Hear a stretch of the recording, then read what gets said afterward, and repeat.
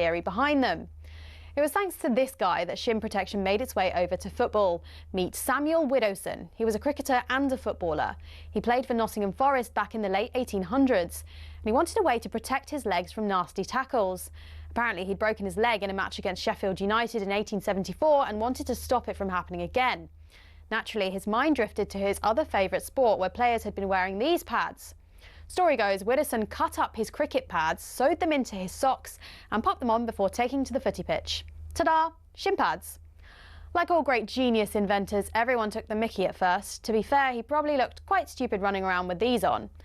But it's thought his whole Nottingham Forest team then began wearing them from 1887, and the first known use of them in a match was in 1894, in a match between Newcastle and the then Woolwich Arsenal. Eventually, FIFA clocked on that this protection was pretty important for footballers. Multiple studies have shown wearing shin pads clearly reduces the risk of players getting lower leg injuries. And so in 1990, basically 100 years after Widdowson first put them on, shin pads were made compulsory. It became a part of Law 4 of IFAB. That's the body responsible for setting the laws of the game internationally. But the law doesn't actually specify anything about measurements of shin pads. It just says pads must be made of a suitable material and be of an appropriate size to provide reasonable protection. It's really vague, and players can get away with a lot. A lot of grassroots clubs are choosing to ban micro shin pads for obvious reasons though, especially after a 15-year-old player from Penistone Church broke his leg while wearing them. Still no change from IFAB though. That's why Grealish & Co can still get away with these ones, which are no bigger than a credit card and which seem to offer little to no protection whatsoever.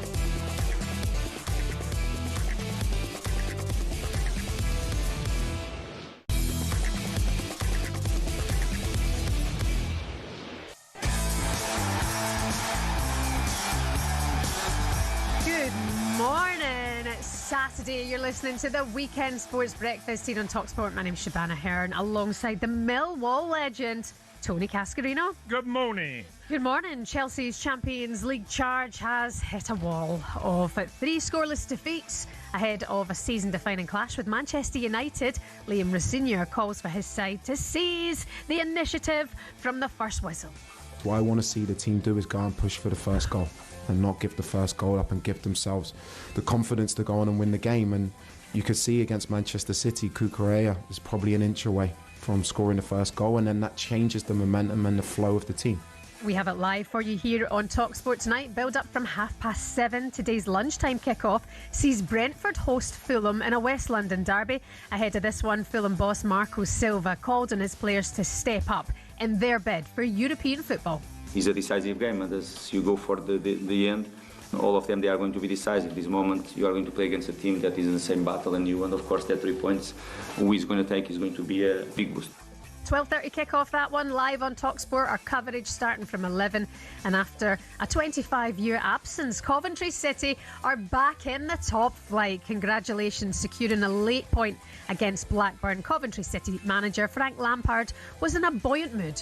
It's bigger than us, it's bigger than me and bigger than the players. It's a football club that's had 25 years of going down the divisions, playing at other stadiums, fighting their way out of it. And I'm delighted for every person that likes Coventry, loves Coventry, who's got Coventry in the blood, because it's more unique, it's more special for us because of our story. I wasn't crying watching his interview. You were crying watching his interview. A historic night for the Sky Blues. I will reflect on it all this morning. You're listening to the Weekend Sports Breakfast on talkSPORT. Morning.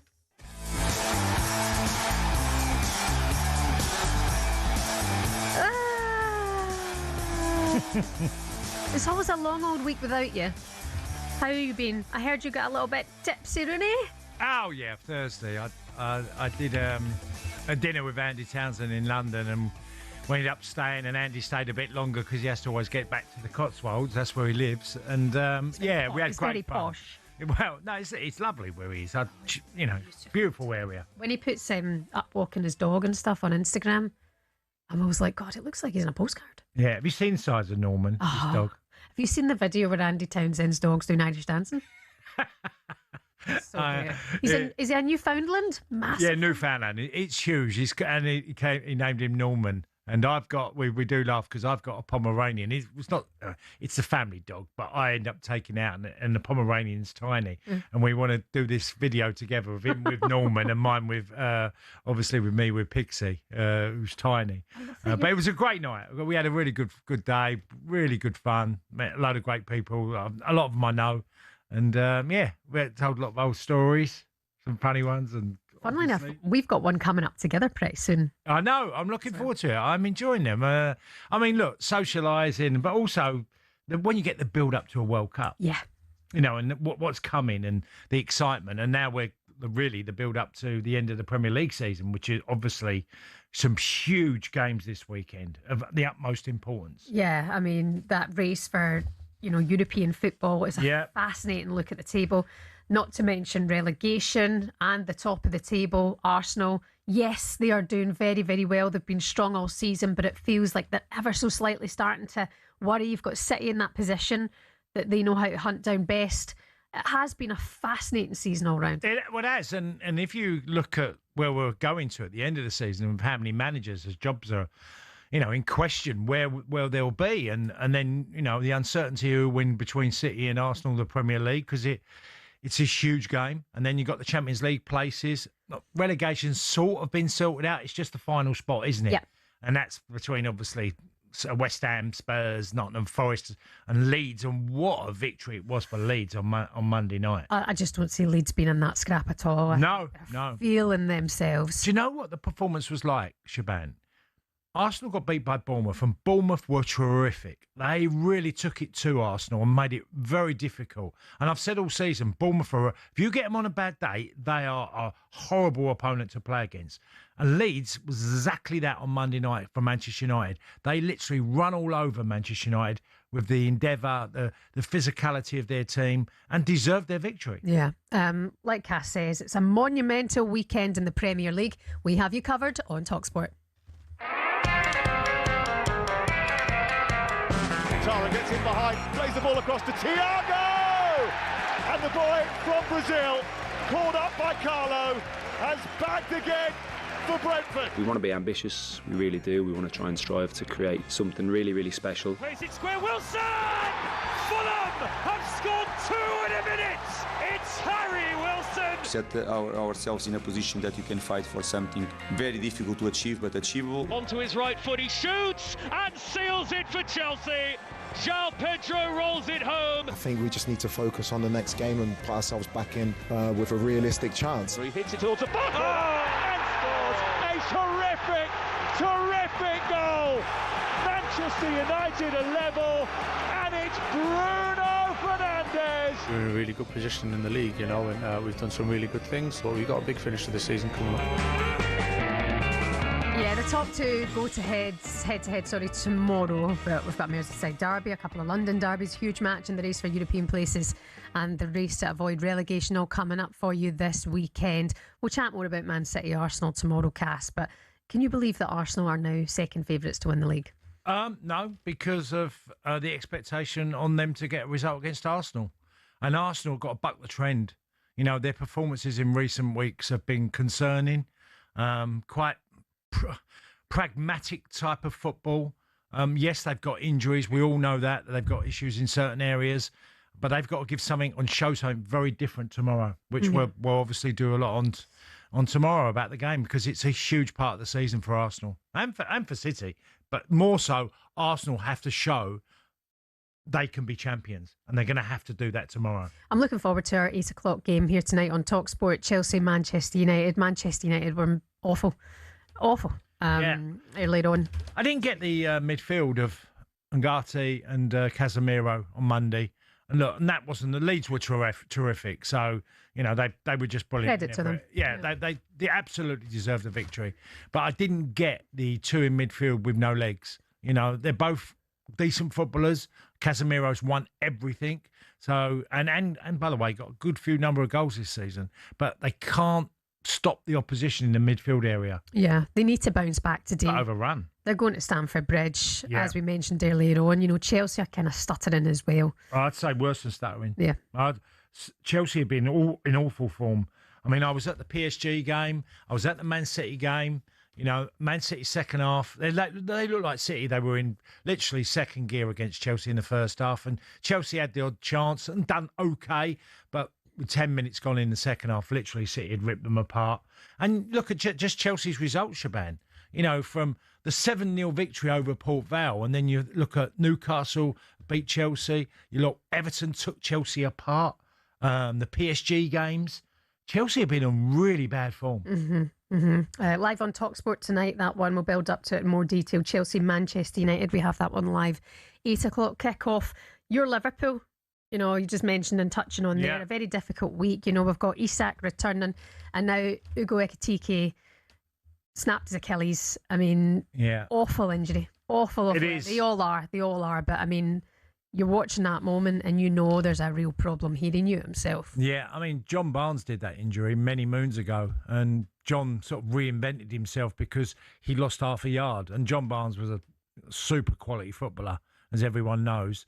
And it's a massive injury. I mean, I read Gregor Robertson in the Times, who I know very well, and he had suffered that injury as a lower league player and talked about the issues. Look, surgery's improved since then, like everywhere, from ACLs to other injuries, but it's still a devastating blow to him of what type of player, because there is...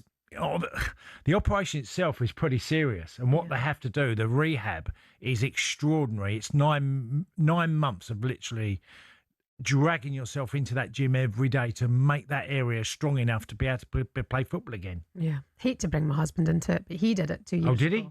Yeah. Well, he'll probably tell you what it was like. And it's funny because Gabby Agbonlahor had said when I'd told him that he thought it was Achilles and he went into the hospital the next day, but it's like that pop, and you hear that pop. And Jamie said he was playing football, playing fives, and he heard that pop, but it was that moment of knowing something's actually gone here, you know. And when you saw Ekitike the other night, Jamie, first thing he went Achilles, because when you've had that injury, you're that feeling of something's really wrong kind of thing, and you can't do anything. And I felt so sorry for the lad, Oh, yeah, well, he's 23 years old. He's at the start of his career. The first year's gone really well for him at Liverpool.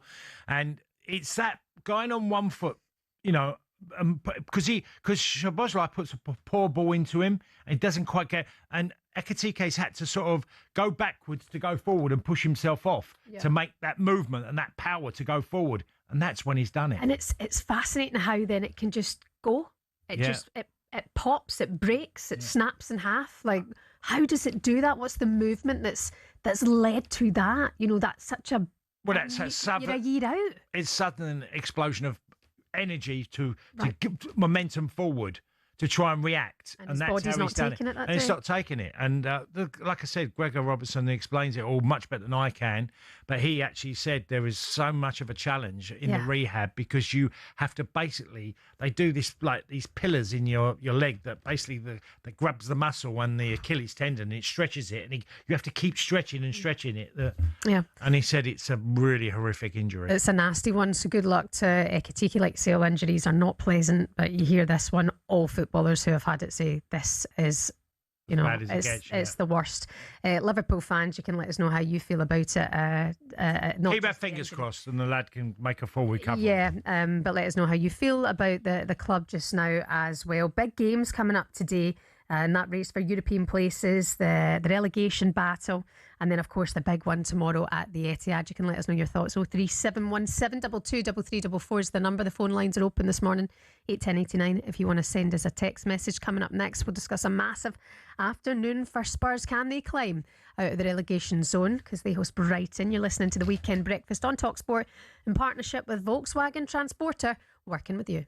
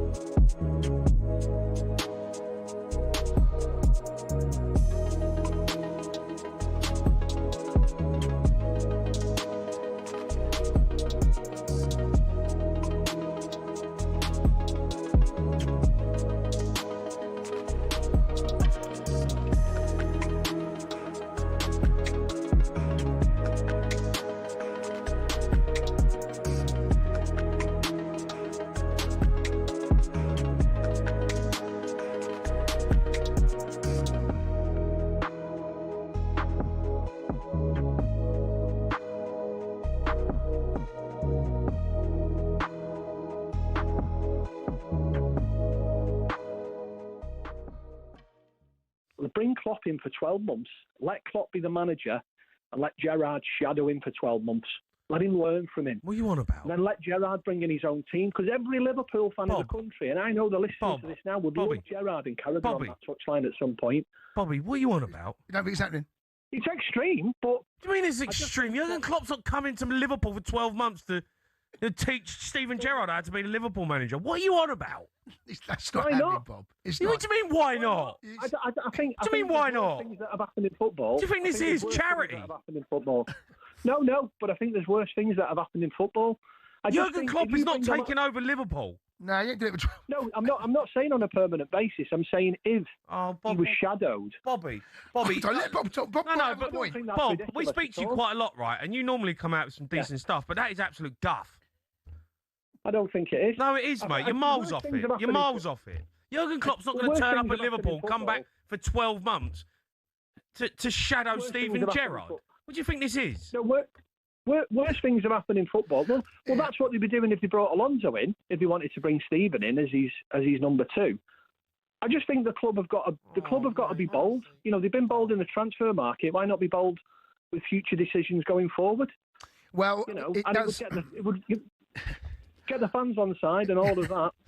I mean, if Bob's coming up with his own version, what might hopes happens, right? There's nothing wrong with that. Fans can dream. Get Klopp back. Yeah, there's nothing wrong with having a 12 dream months. on the wish list, is there? Yeah, but, you know, you've got to be realistic, Bob. It ain't happening. It's not. I'm going to tell you right now, that ain't happening.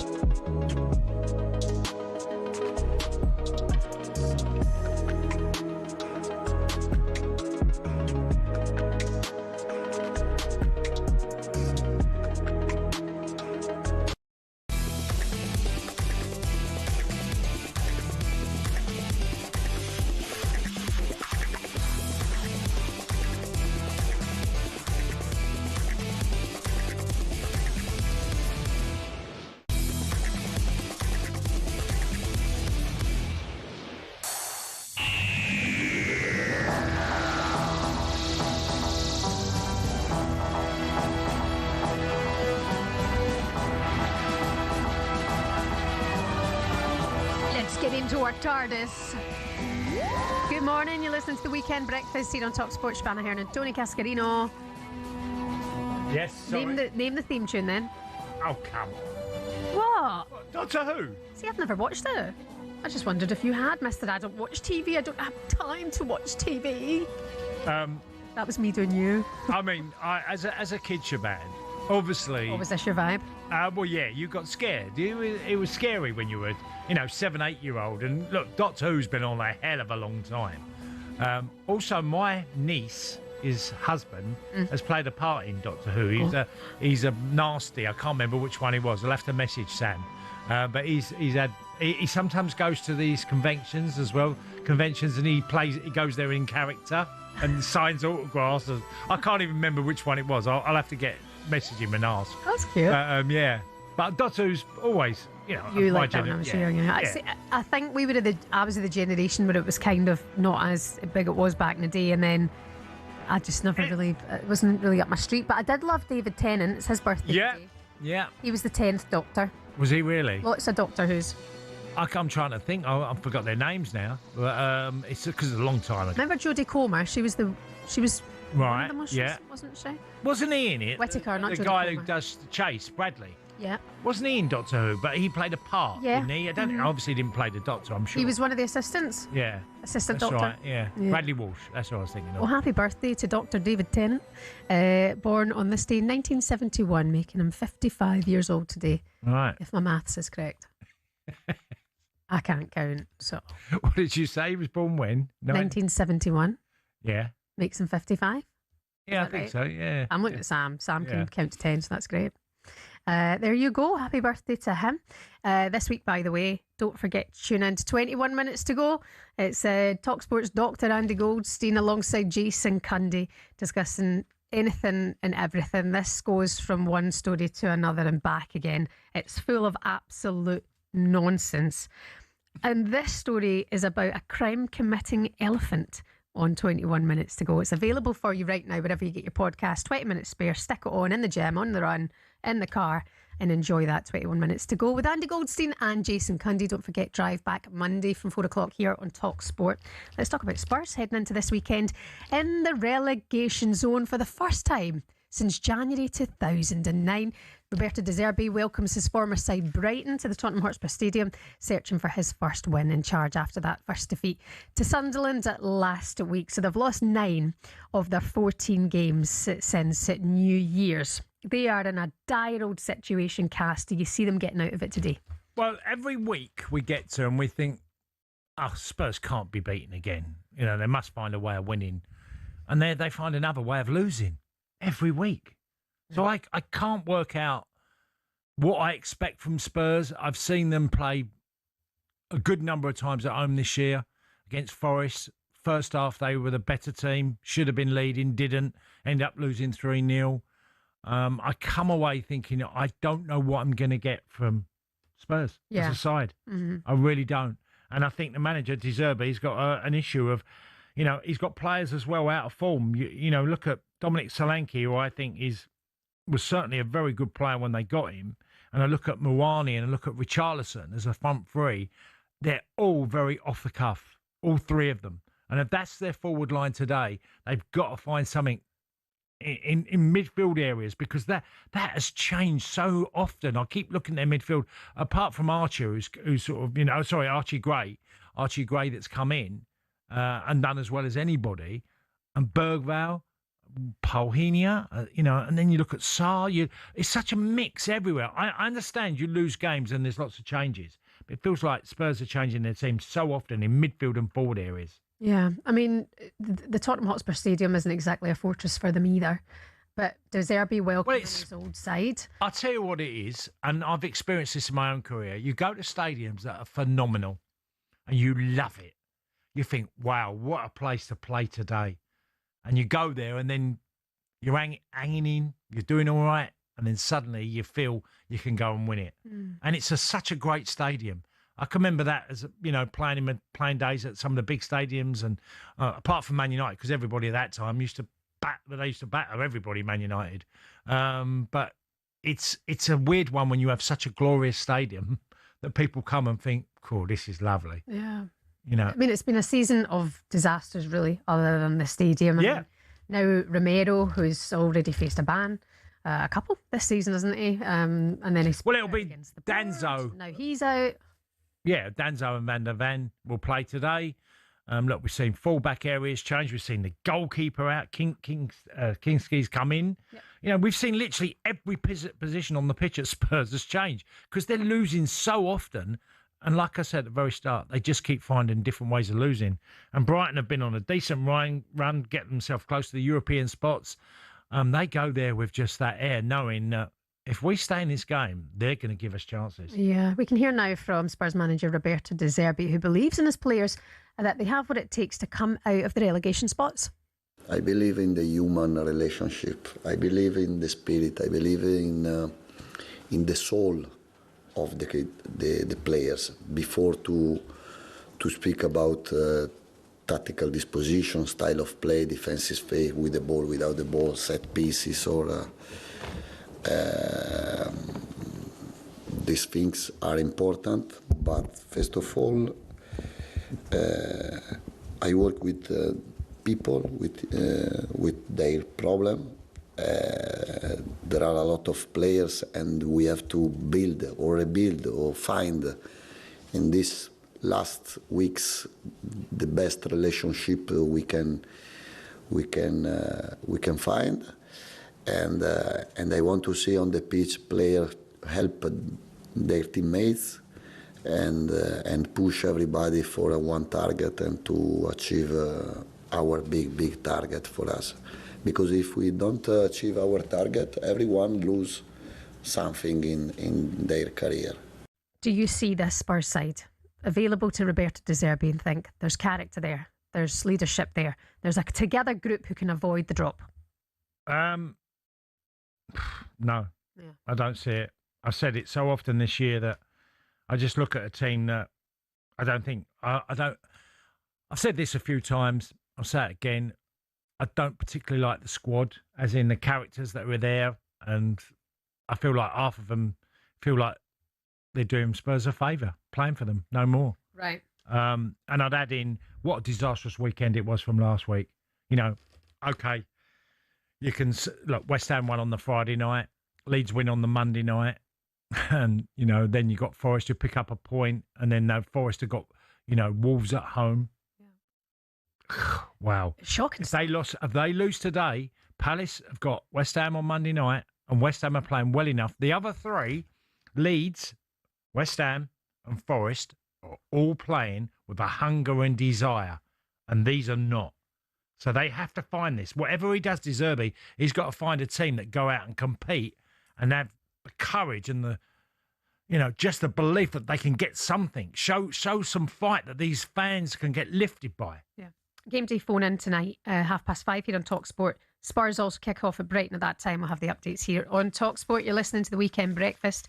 Coventry fans, you're not dreaming. You're back in the Premier League. Good morning to you. We'll celebrate their promotion next.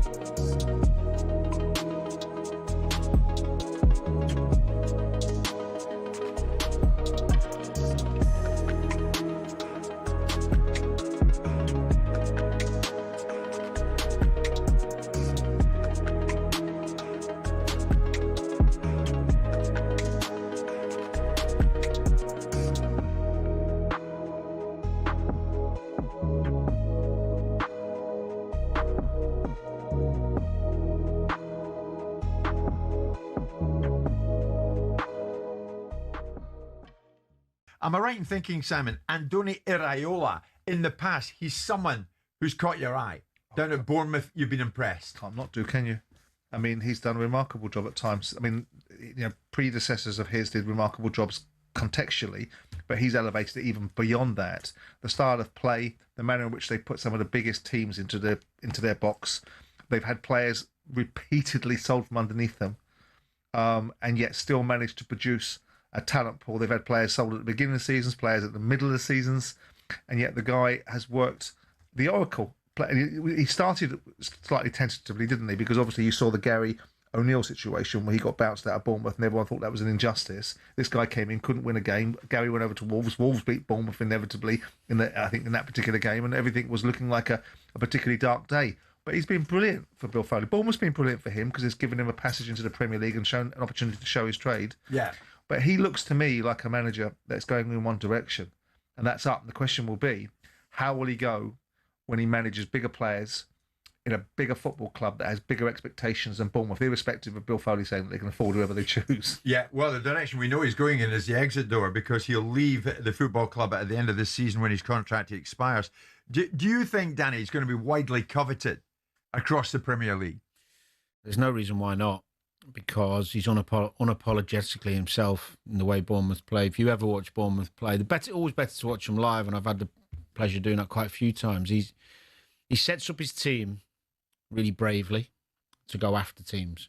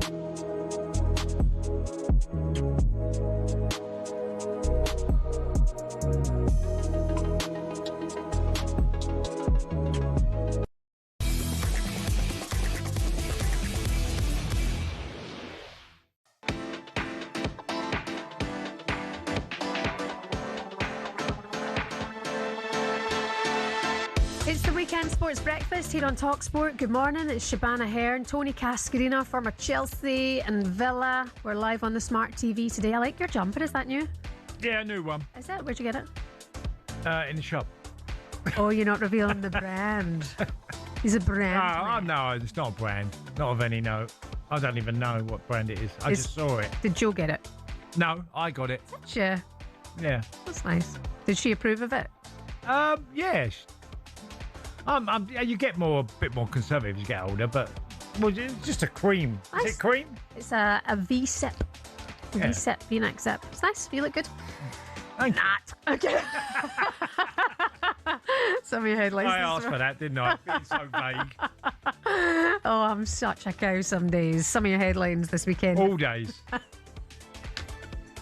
Not some days. It's been a minute till I call HR.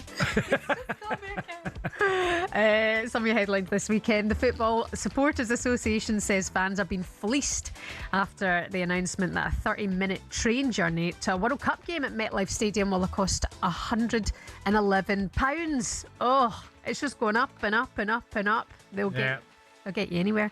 Manchester United head coach Michael Carrick says no decision has been made yet on the future of forward Marcus Rashford for next season. Would you take him back? Have him back at United? Well, it depends if there was any broken relationships, which I think there clearly was when he was at United. But he's also got the issue with the fans. How many Manchester United fans would want him back? I don't know. But he's still got a lot to offer. He's still young enough. It's just sometimes you have to move on at a football club, and I think he's more there than coming back. Interesting. And we've got a West London derby for you at 12:30 in the race for European spots. Brentford take on Fulham. It's live here on talkSPORT ahead of the game. Brentford boss Keith Andrews says his side are ready to right the wrongs of losing this derby at the start of the season. We weren't at our best. We were disappointed with our performance levels. We were in probably a completely different place. I think it's 7 months ago, more or less, the time we faced them at Craven Cottage. So I think we're both in slightly different places. Obviously, Mark had been in charge for numerous years and a very settled squad. We were very much in our infancy of learning what we want to achieve as a group. The window had only been closed a couple of weeks. The international break in September, players had just come back a week or so, 10 days. So we're in a different place as a team now. 12:30 here on talkSPORT this afternoon. Who do you make as favourites for this one? Look, Brentford have been phenomenal this season. Mm-hmm. 7th in the Premier League. Thiago's been extraordinary. That year he had off the year before and has come back this season. He's been brilliant for them. Fighting at the top of the goal scoring charts. You imagine that? Who would have thought that Brentford would be 7th with 6 games to go, and Thiago would be 2nd in the table of the highest goal scorers? Just madness. He's got to be, if they get European football, even if they don't, the manager of the season will be an interesting one. He's done such a good job, I think, Keith Andrews. Yeah, absolutely. Just steadying that ship. They were in a good place last season. But considering they lost so many key players, I think the job he's done, just full hats off to him. Yeah, they found a way of replacing goals every time. Sharda's come in, stepped in. I think he's had brilliant moments during the course of a season. You put Thiago in there and you put some of the signings they brought in. They've been, just extraordinary. To have what they got now, 47 points. 47 points with, after 32 games. Stunning stuff. Brentford Fulham live on talkSPORT 12:30 this afternoon. Good morning to Wazza. Can I get a shout out, please? Warren G off to Boston for marathon on Monday and get my 6-star medal. Good luck to you next weekend. The marathon is a week tomorrow. Yeah, you've been preparing, haven't you? As ready as I'll ever be. Now it's what was it this week again? What did you do? Was supposed to be. Is it your final run this week? That was my final long run. So it was supposed to be 15 miles, but I settled for the half marathon because I was starting to feel a bit sore, and I thought, don't push it. Right. In my head, I was going. The amount of people have said that once they've started to taper to go back up, it's stupid because then you might injure yourself. Right. I don't think I would really know what one of those strain injuries would be like because I feel the DOMs all the time. Yeah. But I felt really sore thighs this week. About 8 miles. I was like, oh. So I went up the road and had a bottle of wine. Okay. And then I quit it last week, everyone. So you're on literally the countdown, aren't you? The countdown, Days yeah. to go. A week tomorrow, but good luck to you, Warren. He said, love the show. Are you guys. working next weekend? I am. So you're going to do the show and do the marathon? Yeah. Do you know what? I thought about it. Are you working that week? You're going to just ran London Bridge a few times? Well, where does it start? It starts at like Greenwich, normally. Greenwich, so I'll just get the tube along. Right. What time does it start, though? I think my wave goes at about 10:15. Well, you ain't got long. We come off here at 9, up the road. I can fuel. I remember last year. Surely you've got to be there half an hour before that. Yeah, I'll be fine. Okay. I think. If I'm in London, at least I'm halfway there. I know you're very close, but it's still, if I'm at home, there are quite a few people running in the marathon as well. Just imagine you missed the whole thing after all that. You'll have to leave early. Yeah. No, I'll be fine. Yeah. I'll come off here and whack my hair up my ponytail and go for a wee, and off we go. A week tomorrow. Good luck for everyone. What about your food? Because you obviously got to eat right as well. Yeah, that's why I was thinking. Apparently, you got up at 6 and you fuel anyway. Yeah. So I think, well, I'll be here, so I can just eat while I'm here. You know me, I'm eating anyway. Yeah. Best part of the time while I'm here, but I'll just be eating pasta at 7 o'clock next Sunday. Can't wait. It'll be fun. In other news, by the way, Coventry City fans are on cloud nine and having fun this morning. Their side clinched promotion to the Premier League last night. Frank Lampard's side claimed the point they needed against Blackburn. It was live on talkSPORT 2. Here's our commentator, Mark Wilson, with that moment. Coventry celebrate. 7,000 Sky Blues away to our right on their feet.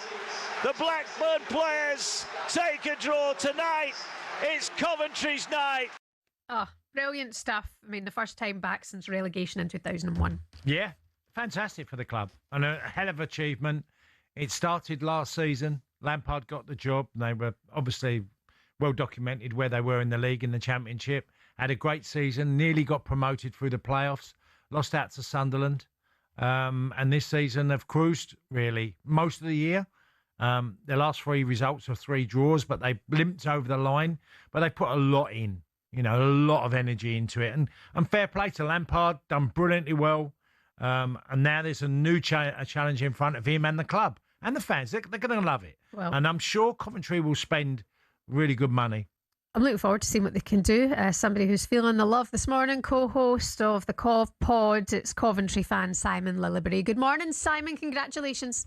Hi, Simon. Good morning. How are you guys doing? Yeah, we're good. Oh, your voice is way better. Oh, it's completely gone. I do apologise. Yeah, that's good. That's what we want. Come on, tell us how you feel. Now you got over the line. Honestly, unbelievable. So I can't believe that we've kind of expected it for a few weeks now and months building up to this. You mentioned being top of the league for a while and dominate the Championship really this season. But to have that moment at Ewood Park last night was remarkable and to finally get it over the line when we haven't played that well in the last few weeks with 3 draws in a row, as you mentioned, incredible. But the entire journey, to be honest, has been remarkable, right down to League Two, to Northampton, to Birmingham. Mark Robins turning the entire club around, and I was pleased to see that he got quite a few mentions from Lampard and Doug King last night in the press. And then to climb our way up and stay in the Championship, build on that. Agony over the last 3 seasons with heartbreak at Wembley against Luton and then losing the FA Cup semi-final as well and losing to Sunderland in the last second of the playoffs last season to finally get to the Premier League. It's kind of just pinch me stuff at the moment, especially at this time in the morning. So tell us when Lampard first come through the door and what you felt were the big moments during that journey that got you here. Yeah, he was a good appointment at the time. And I think Coventry fans were in-house quite pleased that he was the man that was chosen. We obviously were very frustrated that Mark Robins had been let go by Doug King, but it's turned out to be a masterstroke of a decision, to be honest with you. Yeah. But once we had a few weeks to kind of process that decision and rally behind Frank Lampard, there was a lot of excitement about him coming in. I mean, he's a manager with Premier League experience. He's got Champions League experience. I think he got to an FA Cup final. Obviously, Championship experience prior to that with Derby as well, getting them into the playoffs. So it was kind of a high caliber manager to come into the club at the time.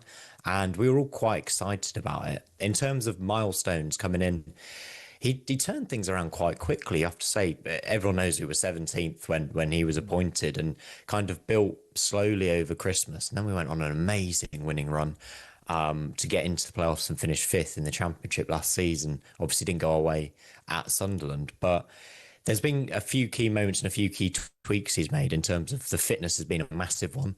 He's massively up the fitness, and Joe Edwards and the fitness coaches deserve massive credit for that as well. And he's just given players belief, and you can really tell that they love playing for him, and that's what you get with a player like Frank Lampard, a manager of his calibre, Champions League winning player, such a football legend. I think the players absolutely adore playing for him. They want to do their absolute best, and you can see individual players really come on who we thought couldn't reach the level we've reached. They're performing at the top end of the Championship now, and it's amazing.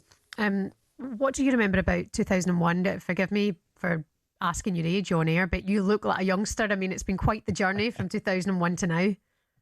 Yeah, so I'm 31, so born in 95. So it was the very start of my football kind of conscious, was us getting relegated from the Premier League. So I've pretty much only known misery for the last kind of certainly first 20 years of my life, sport country, 25 years, going down the divisions, hearing stories from my old man of being in the Premier League and going to Highfield Road and beating Man United 3-2 and all of this good stuff, and Dion Dublin, Darren Huckabee. You know, we had so many legendary players, and they've just been stories to me. And I think that's where this means so much right now, because it is a whole generation of Coventry fans who haven't been able to see the club in the Premier League. It's been 25 years, and now you go to the stadium and you see kids with the shirts on around the city. Everyone's wearing sky blue shirts, whereas for a long period when we were at Northampton and Birmingham, there just wasn't that kind of interest in the club, because it's very hard to get behind a city in a club when you're not playing home games at your home stadium. There was no kind of community spirit there. There were people fighting to keep the club alive, and it's been a long time coming in terms of that, but that's where it's been a slow turnaround, and that's why Mark Robbins deserves so much credit, AD Vivash as well, because he made everyone, I've said it before, he made everyone be able to fall in love with the city again and the football club, and that's been pivotal in turning the whole thing around. And then Lampard's kicked it on to the next level, obviously. Just a brief one. Expectations of next year, because obviously lots of clubs or the teams that got promoted the previous season spent big money. Do you think Coventry will do that? I'm not sure. I guess we do have to start thinking about next season now, don't we? And stop partying at some point. I think it would be, I would expect conservatism more than big spending. That's just my gut instinct from it. But Doug King's a very, very sensible owner. He's a very, very sensible businessman. His recruitment's been really good to get us in the position we are in right now. And I think he's invested the Victor Gyökeres money, the Gustavo Harmer money, really, really well. And that's what's essentially built as a squad to take us to the Premier League and hopefully to the title this year. For next season, listen, our record signing has had you right, and he cost £7 million. So I'd expect that to be broken multiple times this summer. But in terms of spending 150 million, 200 million, I don't think it'll be that high. Let's see, maybe 60, 70, 80 million. The numbers don't matter ultimately. It's about how smartly you spend the money rather than spending, we've seen Fulham go up in the past spending 100 plus million and not quite spend it correctly and still get relegated. So it's not the amount we spend, it's how we spend it, and hopefully we give it a real good go. Well, Simon, listen, it's been a joy to have you on. Keep enjoying the celebrations for now before you have to think about the Prem next season, okay? Cheers. Thank you very much, guys. Take care. Speak to you soon. That Cov Pod, it's Coventry fan Simon Lillibury with us this morning. Don't forget talkSPORT 2, your home of the EFL. Portsmouth Leicester, a 6-pointer at the bottom, 12:30 on talkSPORT 2. And then hopeful Southampton travel to Swansea at 3. Download the talkSPORT app, swipe across, stay across it all. You're listening to the Weekend Breakfast here on talkSPORT. Coming up next, we'll delve into this morning's back pages.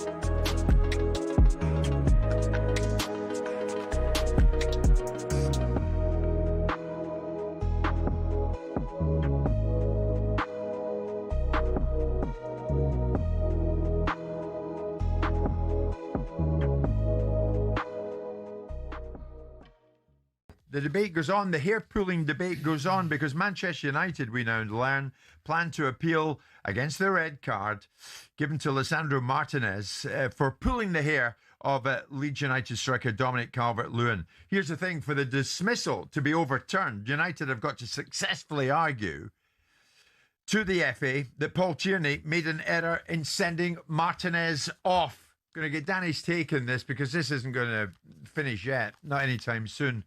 Michael Carrick said this about the sending off and the incident. Shocking decision to send Leach off. It's 2 games in a row we've had decisions like that go against us, but that one I have to say was one of the worst I've seen. So you can elbow Lenny Oro for the first goal in the side of the head, leaning on obviously, and then you can throw your arm in Leach's face, and then as he's off balance because of that, and he half grapple and he kind of half touches the back of his ear, which then pulls the bobble out, which then leads to look like I don't even know what it looks like. It's not a pull, it's not a tug, it's not aggressive. He touches it and he gets sent off, and worst of all, he was actually sent to overturn it, clear and obvious error. It's shocking. Shocking according to him. Not so Martin Samuel in the Times. Now we know where we stand. Players, coaches, supporters, everybody. Hair pulling may be a playground tactic, but it is a red card offence and a 3-match ban. Got that? Good. Now we can move on. Do you move on from it, Danny? Carrick's spot He's on. right, isn't he? Is he heck? He's jumped up for an header. He's not even looking at the ball, and his hand scrapes down the back of his back and catches the little bobble in his hair.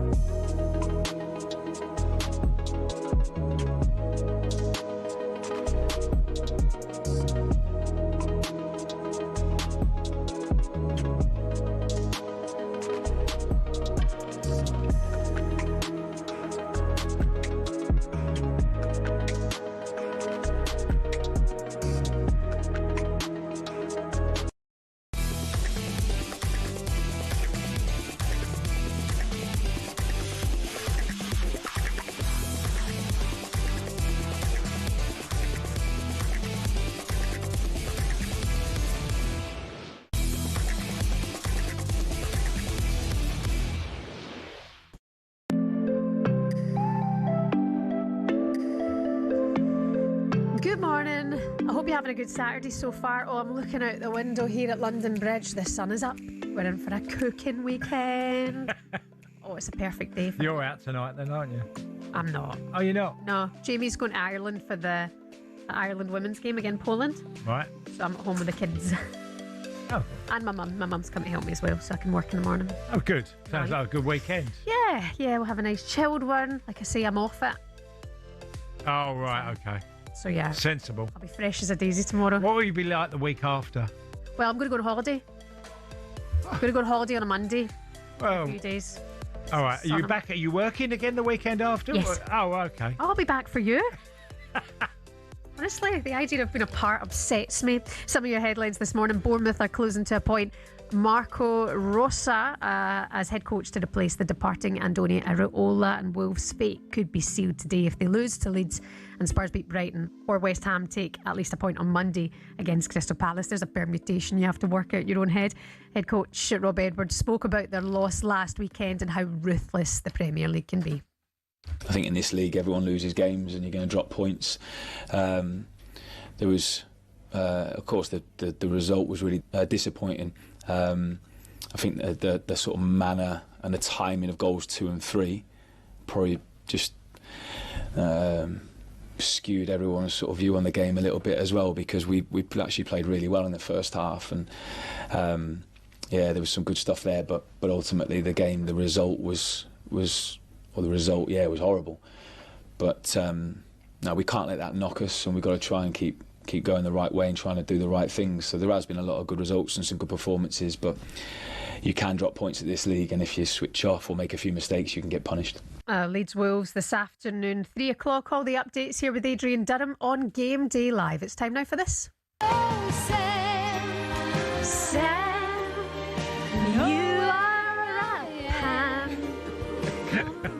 He's back from sea. Yes, I am back from the sea. I'm still bobbing along on the briny, as they used to say, and had a lovely time on my cruise. It's quite an experience going on a cruise. If you've never done it, I would recommend doing it just to say you've done it, if that makes sense. You know? That doesn't sell it to me. Well, just to say you've done it. It's nice to go to lots of different, places. Where was the cruise, Sam? Tell us where. We went to Madeira, and then on to the Canary Islands, and then to Cadiz in Spain, and then to Lisbon, which is a lovely city, actually. Yeah. What, Lisbon? Yeah, Lisbon, Lisbon, I've been there. Yeah, lovely. I took a picture of the stadium where the Lisbon Lions played. Celtic, of course. There you go. See? And it's very nice. I would say that the chance to see lots of different... Waking up in a new place every morning is quite a fun experience. Yeah. Being at sea for 3 days isn't particularly. Okay. So that's what I would say about the cruise. Okay. Right, so back pages, but can we just talk about what I've seen on Fabrizio Romano's social media this morning? Posted 9 hours ago, it's reported that Mikel Arteta lit a fire at the training ground before the sporting game. He spoke ahead of the game about feeling on fire, which we heard in his press conference. It's believed in the build-up to the sporting game, a real fire was lit at the London Coney training ground. What? Yeah, it's all over the papers. Mikel Arteta loves thinking outside the box when it comes to motivating his players. At Arsenal's training ground this week, he lit a fire with staff and players to fire them up for their Champions League game against Sporting. Giant speakers, light bulbs and pickpockets have all been used in the past with differing degrees of success. I mean, what do you make of this, Cass? I mean, I understand Arteta wants to try and... He's a thief. He stole the song of Marseille. Oh, yeah. Ce soir, allumez le feu. Oh, yeah. Sing it Tonight for us. we're gonna... Sing it. Ce soir, allumez le feu. Oh, bonjour. Okay, that's what they did. I mean, they'll probably be PSG fans because Mikel was at PSG as a player. They'll probably do the same thing, but it's a Marseille song, and it's a Marseille sort of tradition. They do it a lot before the games, and I get it. It was a big thing in Marseille. Do you think it'll work for Mikel Arteta, this kind of strategy? It only works until you see them on the pitch and what they do. Well, that's it. You know, They put the fire. Did he extinguish the fire when he was there? well, you know, look, he did the walk alone, didn't he? With Liverpool when they played there, he played it in training, and I get they're all quirky ideas, but the bottom line is when you cross the white line, how you perform and what was the end result. If it happens and it works, he's looking for any reason to sort of keep this sort of ideas going, isn't he?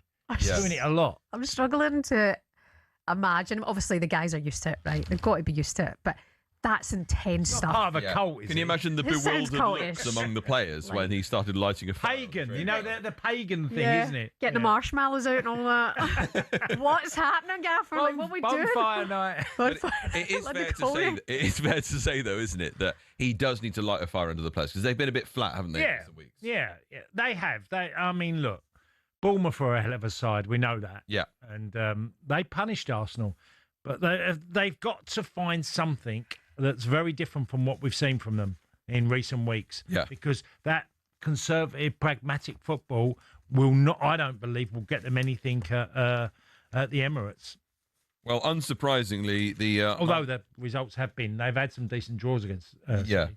Unsurprisingly, the Man City Arsenal game, which is tomorrow, a biggest game of the season, isn't it? Really, in terms of the context of the season, all over the papers, lots of different aspects to it. Features in the Times back pages. Haaland or nothing. Erling out to win vital mind games. Erling Haaland, that is, talking about the game, and Arteta will go for victory in blockbuster, is what the Sun has to say. But it's just a massive game, isn't it, Shebahn? I mean, we're all looking forward to it tomorrow. Can't wait. I'm looking forward to it. Do you know what? Arsenal, hats off to them. They've been so strong. Yeah, and obviously, they have, the narrative around it is changing because of what we've seen at crunch time, you know, for the last few years and what's happened over the last couple of weeks. But I wonder if the players are playing with this fear now. And we mentioned it last weekend, you know, the goings on, the ways to inspire the players. I don't know if lighting a fire is just a bit weird. Yeah. I'm just going to say it's a bit weird. But you do you, Arteta. What the hell do I know? Fascinating stuff, Sam. Thank you. The update's going to be live for you here on talkSPORT tomorrow. You're listening to the Weekend Breakfast on talkSPORT in partnership with Volkswagen Transporter. Search VW Transporter to find out more.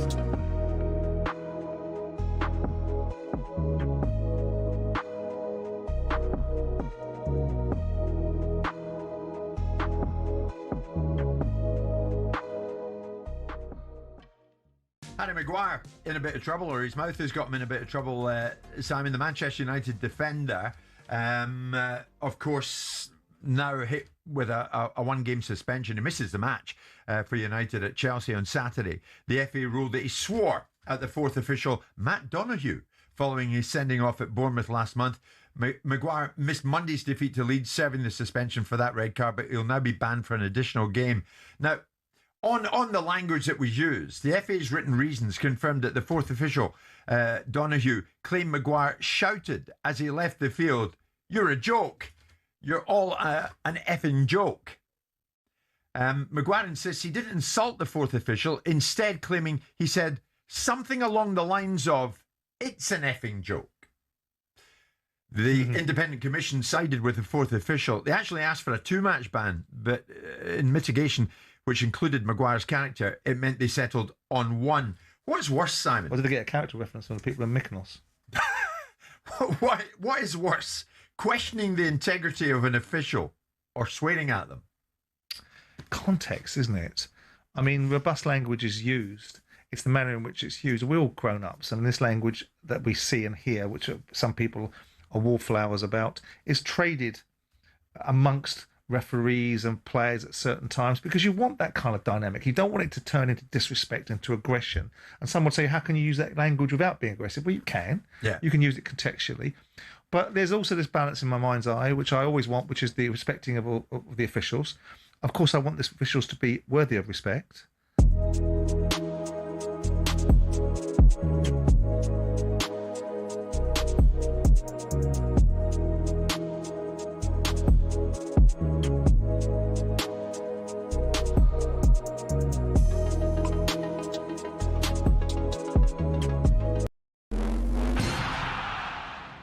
Shin pads are a footballer's best friend, even if players like Jack Grealish do wear such small ones you can barely even see them. But what's the story with shin pads, and are there any rules on how big they should be? It all started with cricket, actually. Cricketers had been wearing shin pads since the 1700s. They'd been introduced not for leg protection, but instead to give batters a strategic advantage. The idea was that batters could put their leg pads in front of the wicket if they missed the ball, preventing them from being bowled out. Obviously, that all changed when the LBW rule came in, but that was the theory behind them. It was thanks to this guy that shin protection made its way over to football. Meet Samuel Widdowson. He was a cricketer and a footballer.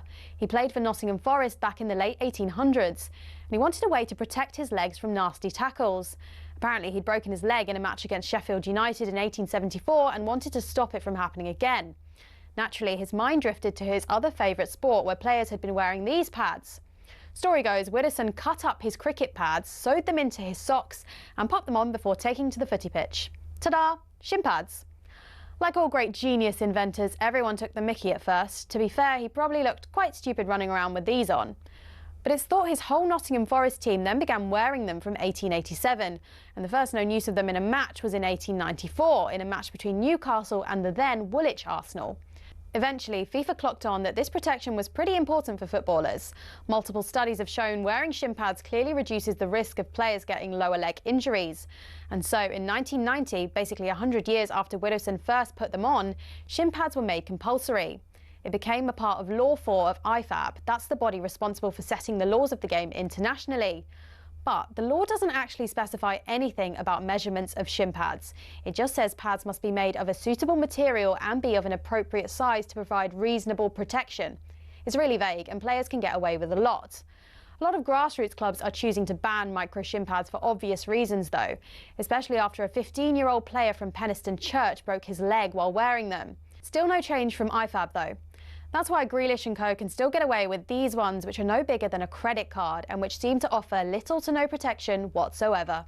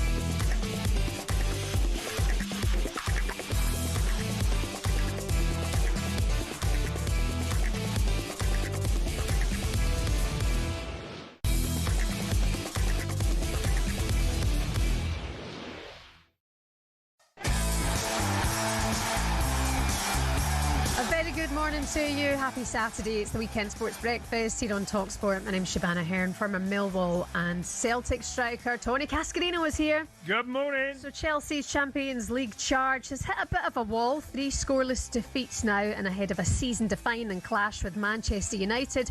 Boss Liam Rosenior calls for his side to seize the initiative from the first whistle.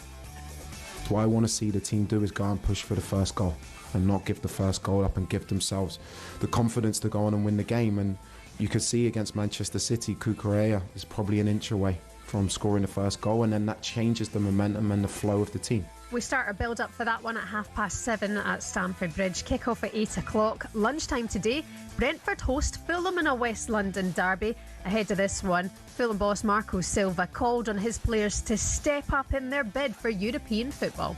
It's a decisive game, and as you go for the end, all of them, they are going to be decisive. This moment, you are going to play against a team that is in the same battle and you, and of course that 3 points, who is going to take is going to be a big boost. That kicks off at 12:30 here on talkSPORT. Do not miss it. And after a 25-year absence, congratulations Coventry City back in the top flight after securing a league point against Blackburn. Coventry City manager Frank Lampard was in a buoyant mood. It's bigger than us, it's bigger than me and bigger than the players. It's a football club that's had 25 years of going down the divisions, playing at other stadiums, fighting their way out of it. And I'm delighted for every person that likes Coventry, loves Coventry, who's got Coventry in the blood, because it's more unique, it's more special for us because of our story. Coventry fans, good morning. Where are you today? The phone lines are open. How are you celebrating this magical weekend? 03717 223344 is the number. 81089 if you want to get in touch. It's a massive weekend ahead. Huge games. Don't forget the Merseyside derby coming up tomorrow. The race for European football is on, and of course the battle to avoid the drop. We'll build up to it all. You can be part of it. 81089. You're listening to the Weekend Sports Breakfast on talkSPORT. Good morning.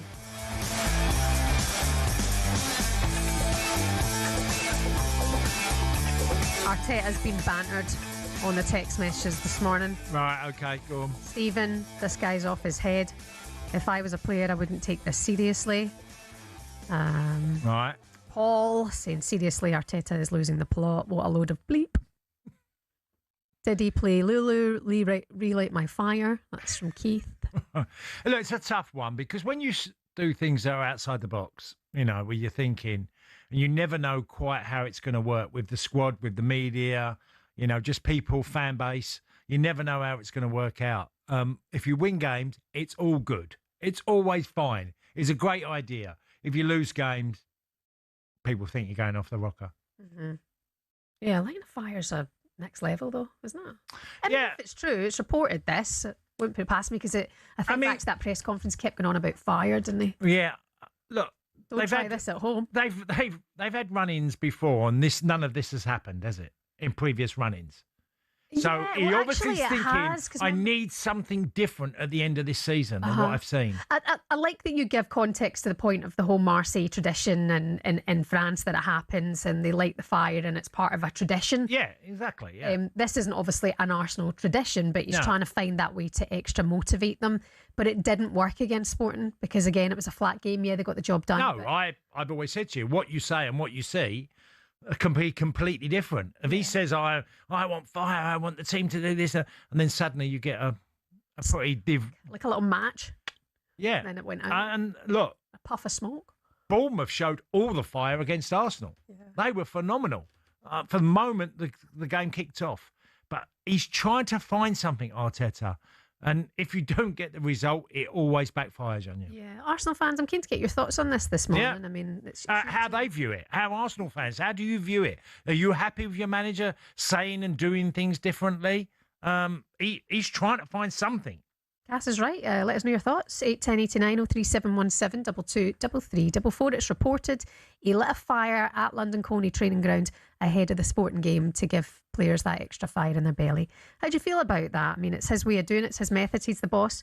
Are these methods working? Or does he just need to set them up to attack a little bit more? Is it more simple than maybe lighting fires? Now, there's a whole host of games coming up today in the Championship with a serious repercussion at the both ends of the table. So let's go to Millwall versus QPR in the Championship. We'll start with your beloved Millwall, Cass. They've got QPR in the London Derby, but failed to win their last two since beating Middlesbrough. Yeah, it's been. I mean, I was at the Norwich game, and Norwich were terrific in the game. Millwall got beat, even though they took the lead. Look, they'll be rocking at the New Den, and Millwall fans have got a faint hope of still maybe making automatic because obviously Ipswich have lost their previous game.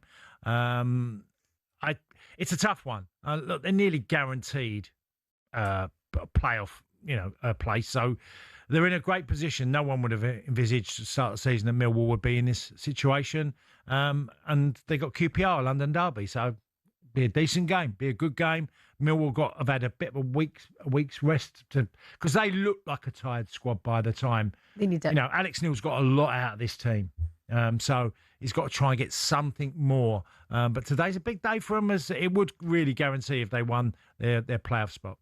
Like you say, I mean, they've had it all season and they've had a really strong campaign.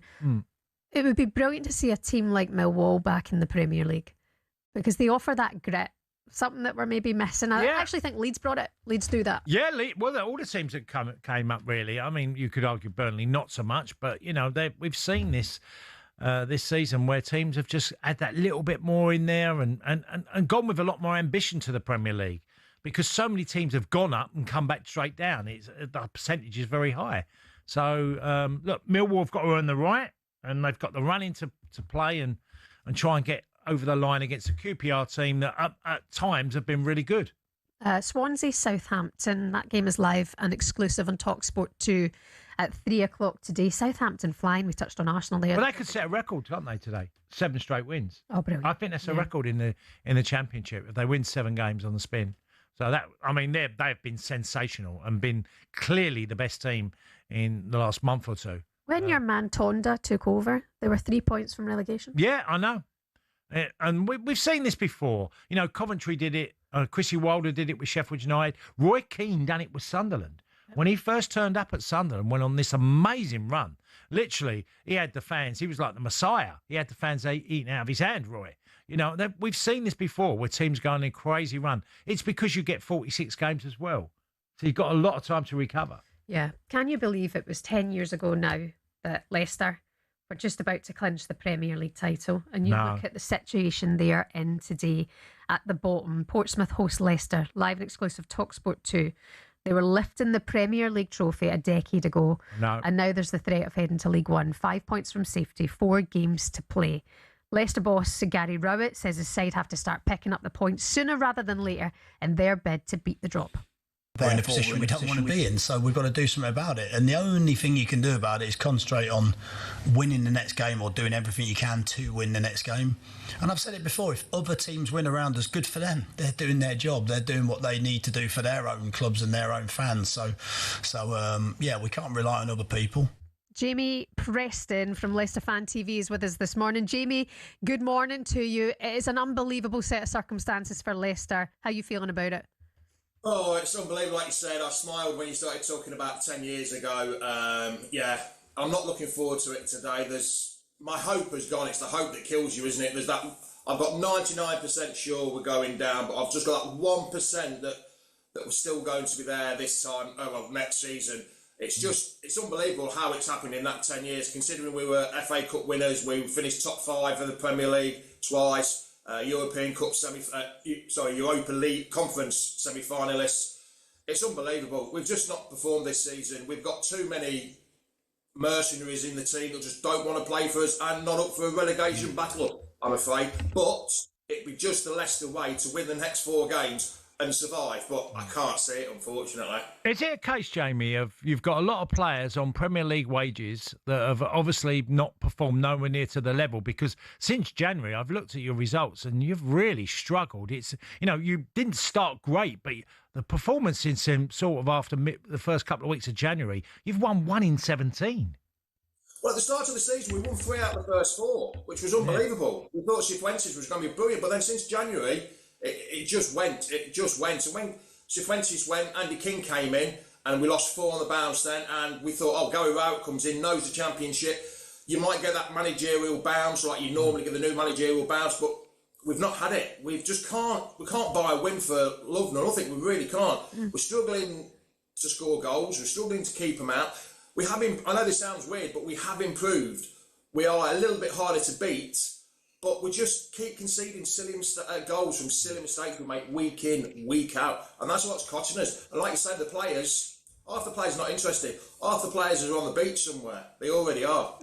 Yeah, I mean, what a sorry state it is. It's a shame for the fans, Jamie. You know, we feel for you. That is football. It comes at you fast. And what's happened in the last 10 years kind of unfathomable, really.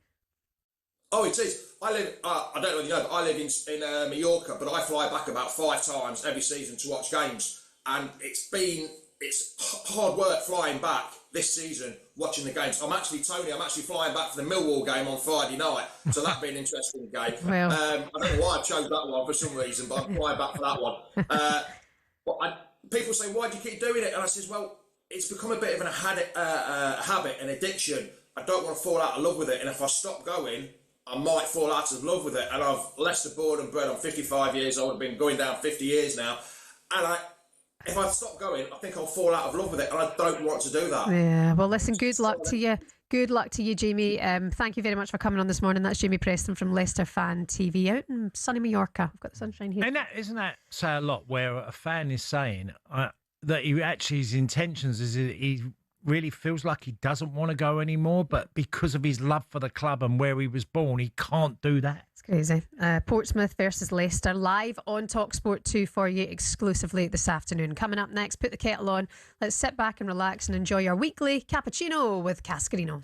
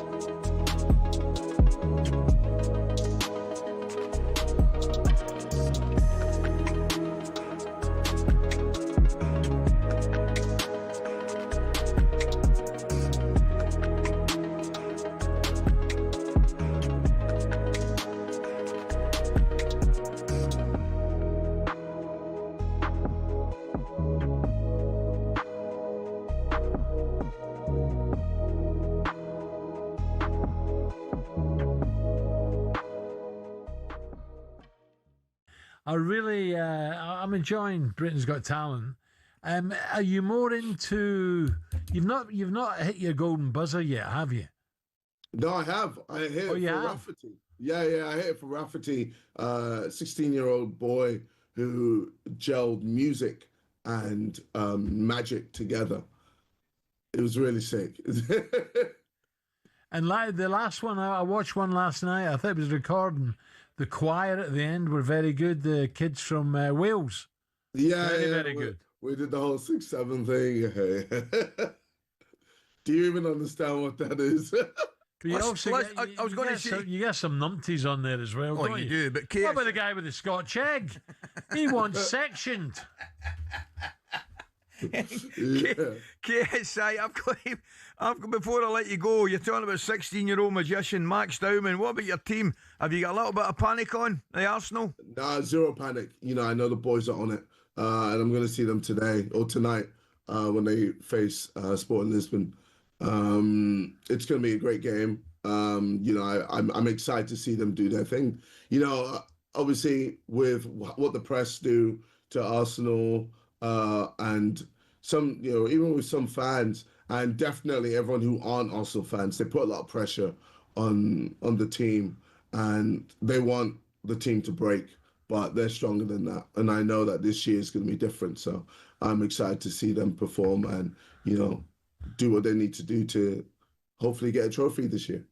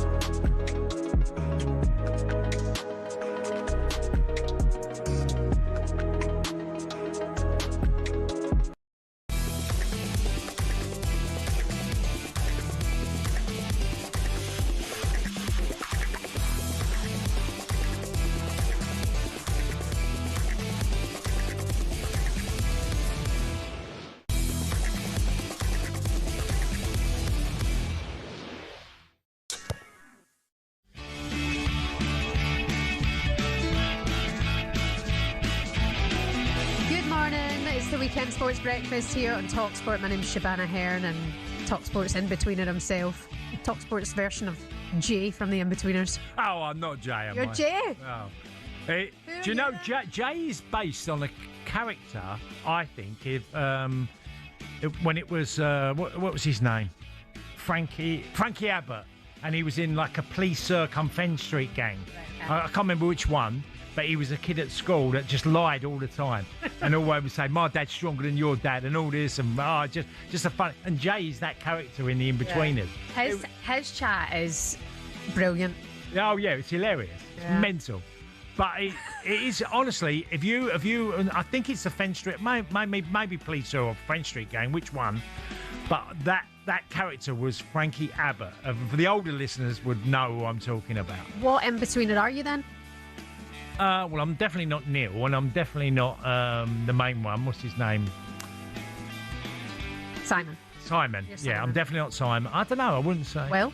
No, more Neil. I'll go Neil. More Neil. Yeah, actually, Neil works. Yeah, because he's tall and yeah, Simon. Yeah, but that was very funny. Very funny series. Yeah, brilliant stuff. By the way, it's going on stage. Apparently, it's in the papers today that it's going to be turned into a stage show. We should go and see it. It'd be good fun. Yeah, oh no, I'd love it. Great show. Loved the In-Betweeners. I really did. Right, time now for this. Competition time now. We have just been dishing them out like Santa Claus all year round. We've got 2 tickets to go to Wimbledon on Monday the 6th of July. If you fancy this, you'll be watching from the world's best seats at Centre Court. You'll also have exclusive lounge access across the day, soaking up the best atmosphere. Monday the 6th of July. For your chance to win, text WIN to 83338. Texts are £2.50 plus your standard network rate, or call this number 0343 418 7260. 0343 418 7260. The lines close on... They close soon. And that's when you'll need to answer your phone if it rings. So if you enter for this one, we'll give you a call, and good luck to you. 18 plus UK residents only. It's a network promotion. All of the terms and conditions at talksport.com. Text the word WIN to 83338 now, and good luck. Right, Cass is here with us as ever. Put the kettle on. It's time for a cappuccino with Cascarino. A cappuccino with Cascarino on talkSPORT. Yummy. Okay, what's the theme this week, please? Well, it's from... I'm going to tell a story about Jason McAteer that he tells, and only because I've experienced a similar thing, but it's a story he tells on RTE on a TV show, and it's a funny story, but also I'll associate with the sort of carry-on. You'll get it when I get there. Right, so Jason says he's on air and he talks about Roy Keane, and he tells his story where he picks up his missus and he does a school run, and he decides to go to a Cheshire calf, a posh calf, one of them really upmarket ones in Cheshire. And he goes, and as he walks in, Roy Keane's there with his missus and the kids. Right. And he hasn't spoken for 20 years to Roy. So it's a long time. And he said, and a lot's happened of, where you cross paths somewhere along the way with games, or you'll be a pundit. And he said, and Roy's always custard pied him, looked straight for him, and Jason said it's always sort of bothered him. And many things have happened. He's been on the football pitch. He clashed when he was at Sunderland with Roy on the football pitch. So loads has been happening. He said everywhere he went, every time he saw Keane just fixed his eyes and looked straight for him. And he said it always bothered him. He said walked into the calf. He said, and I chose to sort of avoid Roy, go round the back of him. And he said, now I had my breakfast. He said, stayed there about 15, 20 minutes. He saw Keane go, and he said, and then suddenly the woman comes over and Jason says, can I do the bill, please? And he says, it's already been done. And he says, who? What do you mean been done? He says, Roy's done your bill, paid your bill. So he said, I'm thinking 20 years we haven't spoken, and how sad it. He said, I'm thinking all of this. He said, it felt like an olive branch to him. You know, Jason said, I felt like it was an olive branch from Keane. He said, and I came out, and he said, and I kept thinking about it. So I decided to phone Jamie Carragher, who is obviously his mate. He knows through Liverpool. And he says to Jamie, can you get me Roy's number? Because I just want to thank him for paying for my food. And, and this olive branch has sort of been offered to me, I felt. And so Jamie says, give me 5 minutes, I'll phone. So he phones Roy, then phones Jamie back. Phones Jason back. And he said, Roy said he appreciates that you've been thankful for the food, but you're not getting my number. And he said it killed me literally instantly. And he felt, and I've been there with Roy, because Roy that's so Roy. I'll burn that one. But I've been there with Roy. I've been at events. I was in Qatar and I bumped in, and I shared a dressing room for 8 years with Republic of Ireland with Roy. And we got on okay, but there was periods he'd walk straight through you, look beyond you, and just not even acknowledge you. And you think, I don't know why, because I said some things when he was at Sunderland he didn't appreciate, and I get that. But that was Roy. But the fact that Jason actually thought that he could phone Roy and get his number just made me laugh, because Jason is such a bubbly, lovely guy that he probably thinks, we can end this feud, this 20-year feud. We'll start a WhatsApp group. Yeah, and Keane's just gone, no, I appreciate you thanking me for your food, but you ain't getting me number. Brilliant. Killed him. That is a good power play. Oh, Roy Keane. There's no one like I loved it. When he was telling it on RTE, I couldn't stop laughing. That's great. I'm thinking, how could you get... Oh, that's so wrong, Jason. Such a good move. Love that. Cappuccino with Cascarino this week. The Wimbledon competition is closed. Please do not enter. Repeat, the Wimbledon competition is now closed. Please do not enter. Coming up next, we're going to look ahead to Eddie Howe's derby. Newcastle take on Bournemouth today. You're listening to the Weekend Breakfast on talkSPORT in partnership with Volkswagen Transporter. Search VW Transporter to find out more.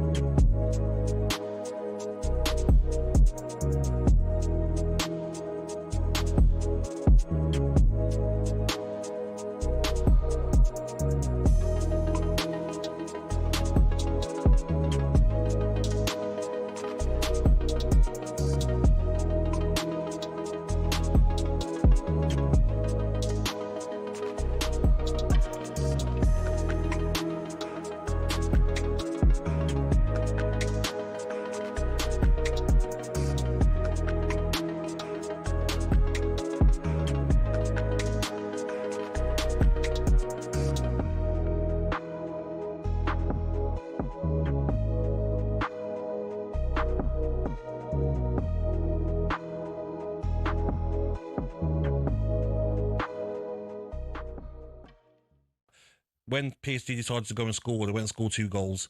And I look at Frimpong, that's a signing that hasn't worked. He's not good defensively, and he's not good going forward. It's amazing, isn't it, the downgrade of the 2 full-back areas after last year. Yeah, I'd still back Kyrgios to come good. I saw enough at Bournemouth to suggest there's a player in there, and I'm surprised with his personality how much he seems to have struggled with the weight of that Liverpool shirt. But then it's been a season of struggle for his more established teammates as well. It's a huge summer, isn't it? We reported yesterday that Richard Hughes, the sporting director, is going to stay despite interest from Al Hilal over in Saudi Arabia. But they need a lot of players, and I'm just seeing there, Joe Gomez is injured again. You can't rely on him to stay fit. Do they move on from Alexis McAllister, who's in the last 2 years of his contracts? Curtis Jones, I think, was keen to move to Inter Milan in January. Does that rear its head again? What do they do to replace Mo Salah and Andy Robertson? These are big decisions that Ekitike out now for probably 9 to 12 months. Yeah, and when is he going to be fit for next season? Exactly. And Isak, has had injury problems, hasn't he, during his career, especially at Newcastle. So you can't rely on him. Exactly. Dreadful. Adam Wharton, a name mentioned to me this morning. We know there's a lot of interest in him for the summer, and Liverpool, one of the clubs apparently in the mix. I couldn't understand, actually, and we had this discussion actually during the week, why they didn't go for a number 6 this summer, because that was clearly an area that they were putting a sticking plaster over. Gravenberch so well, though, didn't he? He did well, but that's not his position. It wasn't why they bought him. So the idea that they used him as a sticking plaster for a season and it worked, are we then sort of saying from then on he's going to be that player? And he's not been the same this season. And what summed Gravenberch up was Kvaratskhelia's goal away to PSG. Just watches him and doesn't track him, runs straight.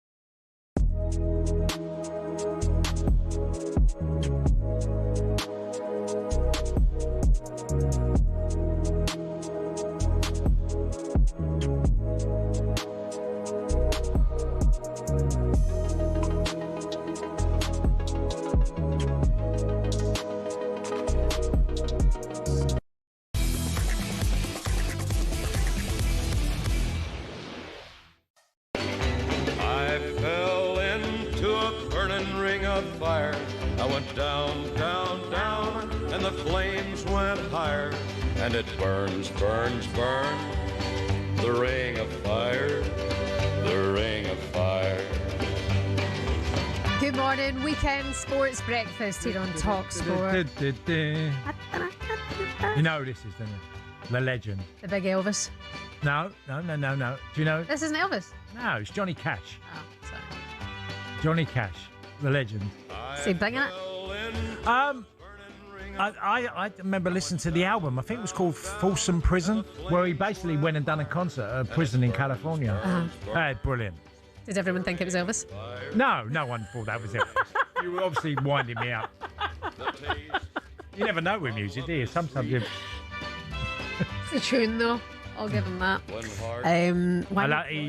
He sang with his wife, Jackson. Have you heard of Yes. Jackson? I've seen that movie. What's the one? It might walk, be. walk the line. Walk the Was line. that Walk walk the the line, line with yeah. Reese Witherspoon? Yeah. It's quite a sad story, actually. Yeah, he had lots of issues. Yeah. Many musicians do. But, yeah. Mikel Arteta. June Carter was his wife. That's June, it. June, not June June. Carter. June. Again, same thing. I'm joking. Mikel Arteta in the papers this morning. Reportedly, him and the players got together around a campfire at London Colney training ground and lit a fire ahead of the Sporting game to get themselves that fire in the belly that they needed ahead of the second leg of that tie against Sporting. They got the job done. It's also reported this was players' initiative, that they wanted to light the fire as well. This is one of their ideas to motivate themselves. Who got the matches? Who built the fire? That's a great. Who in the Arsenal team? Because that's a good leadership thing, right? Yeah. If you can Yeah. make a fire. So maybe they actually built the whole tea and all that, and the wee tent of the wee fire lighters, and then got it going with a stone. Look, I've always said the same thing. It's what you do when you cross that line. And I get it. There's many things that happen in your career where you're just looking for something to grasp and grab onto. And Arsenal were there. They're so close to winning the title. But by tomorrow, it could be so different if City win. And it puts serious pressure on Arsenal. And, coming second just too often. And how does that sit with the Arsenal fans? Well, obviously, they're going to be huge disappointment because a season where they looked like they could at one time go and win certainly more than one trophy, and they'd only have the Champions League left and they're in the semi-finals. But can they win that? Question: Can you start a fire? Have you learned to do that when you were young? Well, give me matches and all that. Yeah, of course I could. Yeah, you could do it. Oh, nice. I think I could. Yeah, I've done all that sort of stuff. Apparently a life skill. Newcastle Bournemouth today, by the way, a massive afternoon on Tyneside, what's been dubbed the Eddie Howe Derby. Newcastle desperate to snap this losing streak that includes a derby defeat to Sunderland. Will the Cherries arrive on a sensational 13-match unbeaten run? Ahead of this one, under pressure, Eddie Howe says he's absolutely committed to turning things around. My fire is burning very, very strongly. That's no guarantee, obviously, from my side, what's going to happen in the future because, as I've said, the forces that move in football clubs, they move quickly. But my fire is there. There's loads of wood stacked up and I'm ready to put it on it. That's so weird. That's so weird. Everyone's got a fire. I don't know if I like it. But yeah, okay. See, it's different when Eddie Howe says it. Arteta says it, everyone's like, this guy's lost the plot. Yeah. Eddie's very pragmatic in when he says it. I wonder if Arne Slot's going to say it tomorrow before Liverpool take on Do you Everton. think Eddie Howe's mugging off Arteta? Sorry, but that sounds a bit muggy. No? Yeah, clone. They've been cloned. Joining us now is a man who's played for both clubs and under Eddie Howe at Bournemouth. It's former Bournemouth and Newcastle midfielder Dan Gosling. Very good morning, Dan. Is your fire lit this morning? Well, talking about that, we smelt the fire. Obviously, Watford's training grounds across the hedge from Arsenal, so that smoke was blowing over the other day, and I could smell it. That's probably where I've lost my voice. Yeah. Seriously, sorry, Dan. Seriously, did you actually? Yeah. We was walking out of training. I was thinking, what's that smell? Obviously, this was before Mikel's come out and done the press conference and stuff. And that's mental. And yeah, there was smoke and could smell it and so strong. So yeah, they definitely done it. Yeah. Well, tell us, Dan. Look, Bournemouth, as we know, when you see them on a good day, I've said I've witnessed them be unbelievable, and that you sort of saw that at Arsenal, the way they took on. So in some ways, even though it's Eddie's previous club, it's one of the worst teams he can play. Yeah, they've had a really, really wretched record against Bournemouth, actually. And since Eddie's left, I think Bournemouth, they might have only lost maybe one game against Newcastle. So every time they go back down to the South Coast, Newcastle get beat or it's a draw. But last year, I remember the game at St James's Park and end up 4-1 to Bournemouth. I think they ran riot, especially in the second half. Kluivert boy get a hat-trick that day. Yes, he got a hat-trick, and then Kirk has done a ridiculous sprint in the 90th minute, the full pitch, and scored and sealed the win, and it was end up 4-1. So it seems to me that Bournemouth have got their number, but that's not a good sign for Newcastle today. They've really got their confidence, though, haven't they, Bournemouth? I mean, how do you think this one's going to go, firstly, Dan? It's a difficult one. Newcastle definitely need it more. Bournemouth, obviously, after the huge win last week, you can have that sense of overconfidence in a way, and go in there with the record they have as well. So I can actually see Newcastle nicking it, and just they need it so much, and they can have a great end to the season. But there's a lot of talk about Eddie and a lot of pressure up there. So I can see Newcastle just edging it, but there's definitely going to be goals for sure. I feel it quite odd to talk about Eddie and, and his job as it up, as he took the club as far as he can. I think he's done unbelievable there. If you think where they were and what they've achieved and winning a trophy and not even been in relegation battles, that, maybe the club have sort of let down more Eddie than he's let them down, certainly. Cass, I totally agree. I think the talk of him getting sacked is absolutely ridiculous. 2 Champions Leagues, a League Cup trophy, sold their best player, sold probably a midfielder that's going for 100 million this summer. Through PSR rules and stuff like that. So he's had to deal with a lot. And obviously this season hasn't gone to plan. I think the biggest problem this year was the 2 defeats to Sunderland. That's been the main issue. And that's what's probably caused all this sort of commotion about his job. And it's people been injured at the wrong time. So obviously Bruno's missed a huge chunk of the last month or so. And they've been really big games and they've missed him a lot. And then obviously there's talk of now Anthony Gordon wanting to leave, Tonali exit door. So there's a lot to deal with up there. But there's still he's definitely the right man for the job for me. Yeah, and look, Bournemouth losing their manager, Andoni, and what a job he's done, by the way. Yeah, I didn't know how far Bournemouth could actually go. And when they got this manager in, he was relatively unknown. The club knew his work ethic and his pressing and his aggressive style, but we didn't quite see it for a while. It took probably 9-10 games for his first win. So any other club or a lot of clubs could have pushed the button already, and Bournemouth didn't. So great credit to them, and they get their rewards after that. And he's been fantastic. The players love him. The fans love him. He's built a real connection with that football club. So it's going to be tough for him to leave and tough for us to see him go. But hopefully in the new guy, Marco Rosa, he can just carry on the good work that Andoni's implemented. Where do you think Andoni's going to be headed? So, do you think he can go to a top club? He's on a sabbatical, isn't he? Is he? Is that it? I don't know. He hasn't got another club to go to, but obviously, look, Atletico Bilbao's there. I think their manager's leaving. This is home club Dan, for me.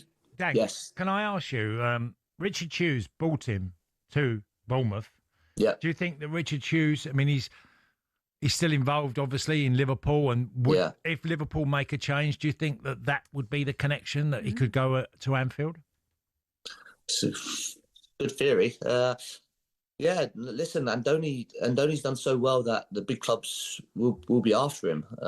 His motivation is not, and I know it's not managing a top 4 club. That's not his motivation. He needs to feel connected with the people, with the fans, with the club itself, and have an identity. And if he doesn't feel that, whether that's Liverpool or Manchester United, he won't just go for the club. He has to feel passion, and he has to feel the project is right for him, because he's a manager that said he's not going to coach for 25, 30 years. So he's done it for 8 years, been away from his family. So if the time now is to go back to Spain and do Atletico Bilbao, then only time will tell. I don't know if you've seen, Dan, the clip going around on social media yesterday of Nick Voltamata singing. No, I didn't. No. Oh, well, brace yourself. Incoming. I'm gonna swing from the chandelier, from the chandelier. Cass, I thought that was what you was going to do just before he was on air, actually. Some people online saying, come on, Nick, look at the table. What's happening here? But I mean, he's a good character. He's fun. Yeah, I just think it's probably the wrong time. Wrong timing. to be doing that. But I like the sense of humour. That's in the pre-season, Dan, isn't it? Yeah, get it out of the way. Yeah, God knows when it was filmed. In terms of just on the subject of managers, by the way, I wonder if you think Is there any way that Eddie Howe's taken Newcastle as far as he possibly can? I mean, he's done such a magnificent job, I think, with, you know, some money to spend and less PSR restrictions, he'd be flying. Yeah, no, I don't think so. I think he's done as much as he possibly could in the time that he's been there. I don't think you can... I'm not sure what any other fan could ask of him and the club of what they've done so far. I mean, the 2 Champions Leagues, there was the first year there was in the group of death, which was difficult. And then this year is Barcelona. And yeah, the second leg was a bit of a disaster after the first 25, half an hour. But it's Barcelona, one of the greatest teams in European football. Do I think he can go take them further? Yes, but PSR obviously has got in the way. Hopefully that's starting to go and release a little bit of pressure now so they can invest a little bit more. But you've got to keep hold of the players. And if Anthony Gordon wants to leave, if people are going to come and bid 80, 90 million for Tonali, then you've got to go and buy another 2 world-class players again. It's really difficult to keep up with these top teams. Okay. Yeah. And how's life at Watford going? How are you, Dan? How are you keeping? Yeah, no, it's been really good, thank you. Obviously stepped up with the first team in February. Results of late haven't been great, but in terms of my development and learning, it's fantastic to be around a first team environment again. Yeah. Well, good luck, Dan. Yeah, thank you. Thank you very much for coming on. Go and clean the smoke off your T-shirt and all that. Learn to build a fire. Yeah. Fire. Cheers, guys. Cheers, bye-bye, Dan. Lots of love. Thank you very much. Yeah. By the way, I know Arnie Slot's in a job, you know, but we talk about management and moving all the time, and this summer's going to be a huge one. And I just made the connection with Richard Hughes on the basis of he brought him into Bournemouth. Yeah. Okay. Yeah. And if the job did come up, you know, he would certainly be a club of any note would look at him as what he's achieved at Bournemouth. So I was only making that connection. No. And Arnie Slot, I know, because you have to be very respectful of management positions. Yeah, no, you have been. You have been. I think it's a fair connection to make, to be honest. That was former Bournemouth and Newcastle midfielder Dan Gosling with us on the Weekend Sports Breakfast. Don't forget all of the updates on the big game coming for you today here on talkSPORT. A 3 o'clock kick-off, Newcastle Bournemouth. The updates here on GameDay Live with Adrian Durham from 2. You're listening to the Weekend Breakfast now on talkSPORT in partnership with Volkswagen Transporter. Search VW Transporter to find out more.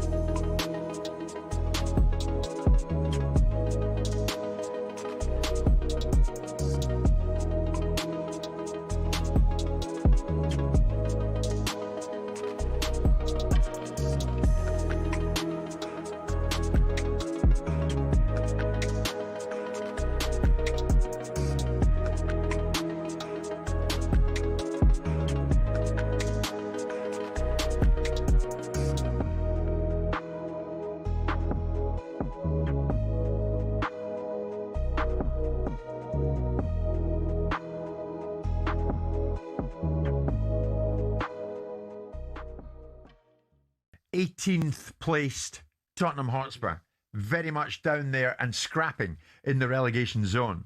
Tottenham fans reportedly have called off plans for another pre-match parade to welcome the team bus before Saturday's home game against Brighton. Last time, didn't it?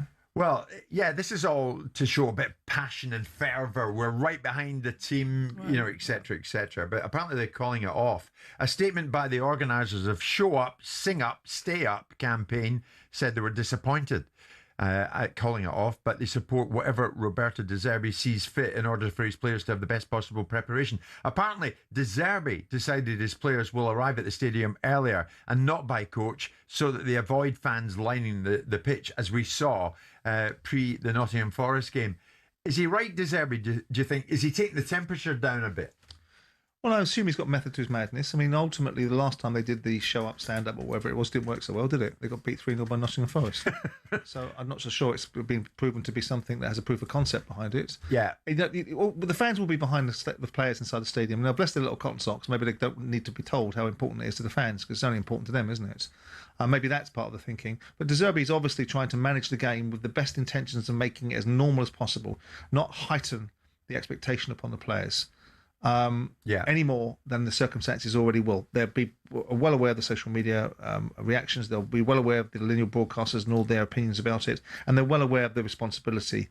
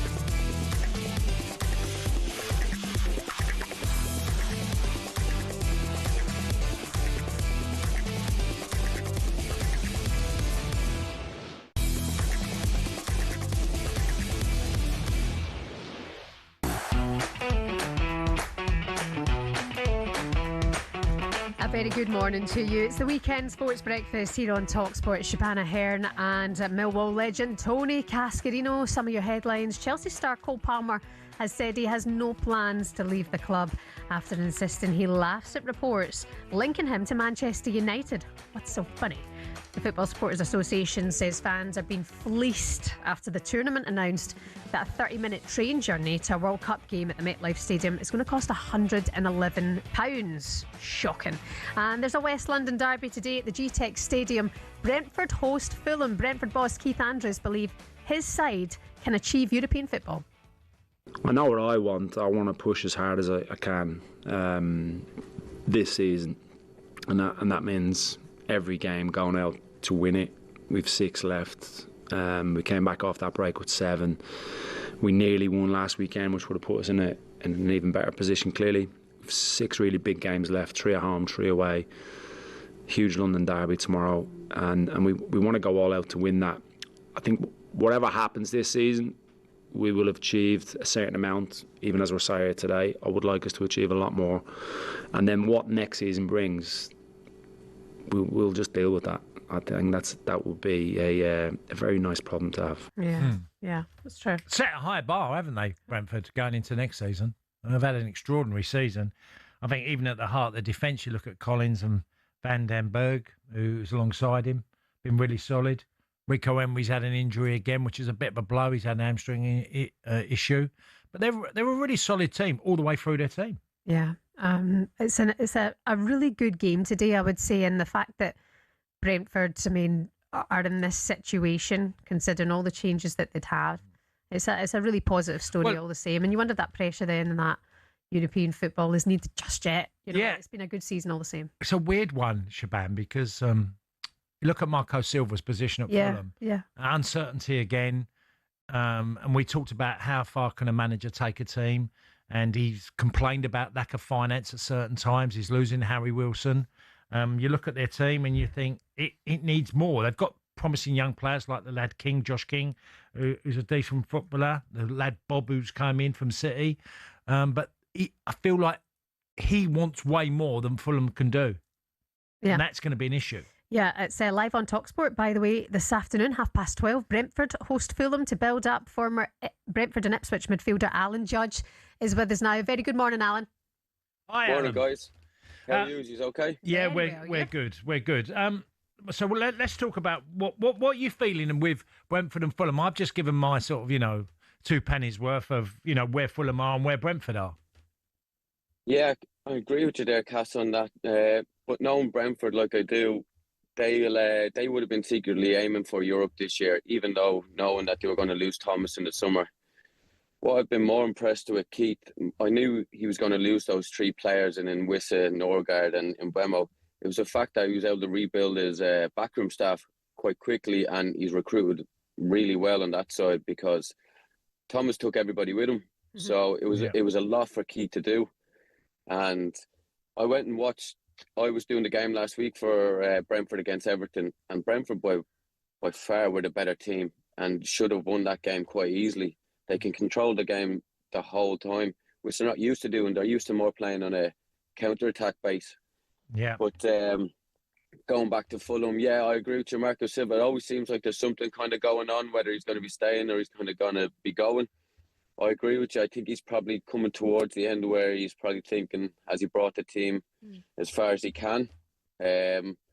So it's interesting on both sides because Brentford haven't been good against Fulham in the last 4 games against each other. I don't think they've won them 4 against them. And it's the only time this year that I've really seen the Brentford fans kind of not happy with the performance from the team when they lost earlier on in the season. Yeah. Alan, tell me how Brentford do it, where we've seen them have so many goal scorers and they lose them. You know, people like Ivan Toney, Watkins, and, you know, you could say Mopai as well, and others. Andre Gray, they keep finding goal scorers, and Thiago has been literally sensational for them. That's the thing. And then Scott Hogan as well. They sold him to Aston Villa for, I think, over 15 million at the time after he only came back from 4 months. He was only back 4 months after an ACL.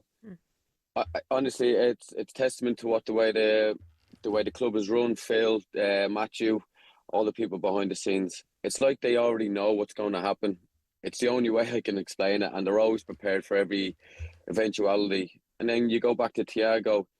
He received a massive injury when he first came in, didn't play at all last year, and the fact he's gone on to score over 21 goals this year it's unbelievable. It really is. You mentioned the game against Everton, then you look at the league now, they're level on points, Brentford and Everton. Who do you think is going to get that spot? Because, as you know, David Moyes comes with such experience. Do you think that might get the edge over Keith Andrews, or is it completely separate? It's their own journey? I think what for Brentford on their problem is that when you look at their bench, when it gets to those 60, 65 minutes, they don't really have much to bring off the bench. On the bench at the weekend, there was 5 kids on the bench out of all them, and only one of them's made their debut. So, not that Keith has a problem playing them, but I think it's the strength and depth in the squads. If you look at what Everton could bring on compared to what Brentford could, that's what could probably let Brentford down just towards the end. Okay. And yourself, Alan, you're still at Braintree, I take it? You're 37 years old? No, I retired back in November. I was done. Oh, right, okay. I knew you was at Braintree. I didn't know. Yeah, it was. It just wasn't as enjoyable as last year. I should have called it in the summer, as in help the club stay up, and then this year was just one trouble after another at that place, and I was just better off being out, not stressing myself out. And I really enjoyed it though. I really enjoyed it. I say not stressing myself out. I'm now I'm involved with an academy. I'm now coaching, doing the badges and a bit of media stuff with Ipswich and Brentford. So yeah, keeping in and around it, and like what I'm doing at the moment. Yeah, good. I'm glad to hear, Alan. I'm glad to hear. Yeah, good to have you with us this morning. I mean, like say, going good for your former teams, Ipswich doing bits as well. Do you think they're going to go up? If you would have asked me before the game on Tuesday, yes. I always felt there was going to be a come down after the game against Norwich. After beating Norwich after, I think, over 20 years at Carrow Road, there was always going to be that emotional come down from the game. And as Cass would know, being a player, and maybe that some fans don't realise, there is always that kind of come down from how big a game is. Yeah. I still believe they will do it. I think they will. The game for them on the Sunday is the perfect game against Middlesbrough. Middlesbrough have to come and try win, and Ipswich are always the better team when teams try to come at them. Yeah, and also they've been in different form, haven't they, themselves, Alan, Middlesbrough? They've found it hard in recent weeks. Yeah, they've really struggled. They've missed Hackney, who's probably the best midfielder in the league, and I think it tells a lot for them. When he comes out of the team, they're just not the same. Yeah. Listen, Alan, we'll let you go. Get back to work this morning. Thanks for coming on, former Brentford and Ipswich midfielder Alan Judge. Thank you. Good luck, no Alan. Problem. Thanks. Cheers, guys. Take care. See you again very, very soon. Don't forget Brentford Fulham live for you on talkSPORT 12:30 this afternoon. All of the build-up from 11 o'clock with our Reshman Chowdhury. And then, of course, you've got GameDay live with Adrian Durham from 2 o'clock here on talkSPORT. It's the weekend breakfast. In the next hour, we'll discuss tonight's evening clash in SW6 as Chelsea take on Manchester United live on talkSPORT.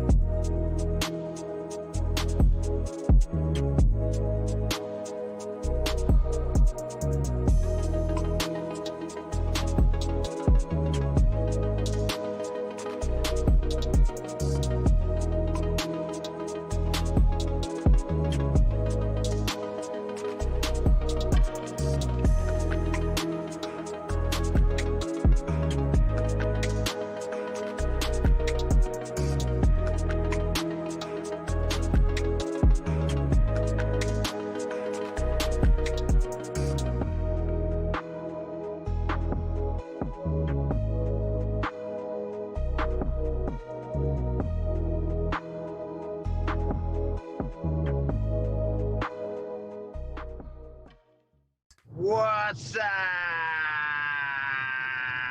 Benty? Andrew here. If you had to have a Royal Rumble style fight with all of your talkSPORT presenters, who do you think will come out on top and win? I mean, straight away my brain went to Brazil. I don't think. Talking, mate, can't even stand. Mate, you.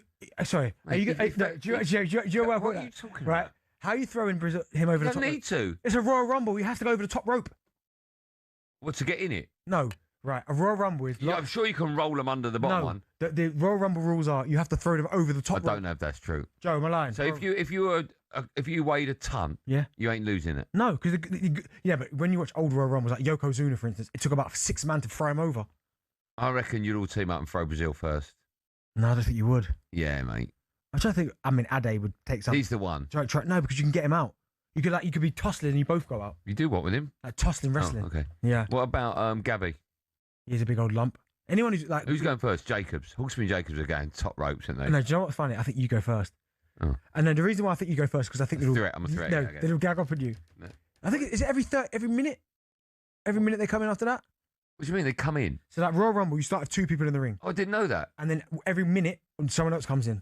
What, one? One. I think it's every minute. So if you could get rid of someone every 30 seconds, there'll only ever be every 2 people in. Yeah, but it doesn't work that way. All right. But I used to look. That was my favourite kind of event back. Who won? Who's the big Royal Rumbler? I think. And now listen, I know the wrestling fans are probably because I haven't watched wrestling properly for a number of years. But at one point, Austin.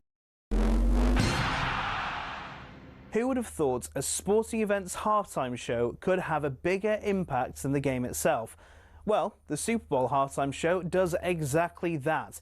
In 2024, Usher brought in an audience of 180 million worldwide, the biggest ever in the event's history.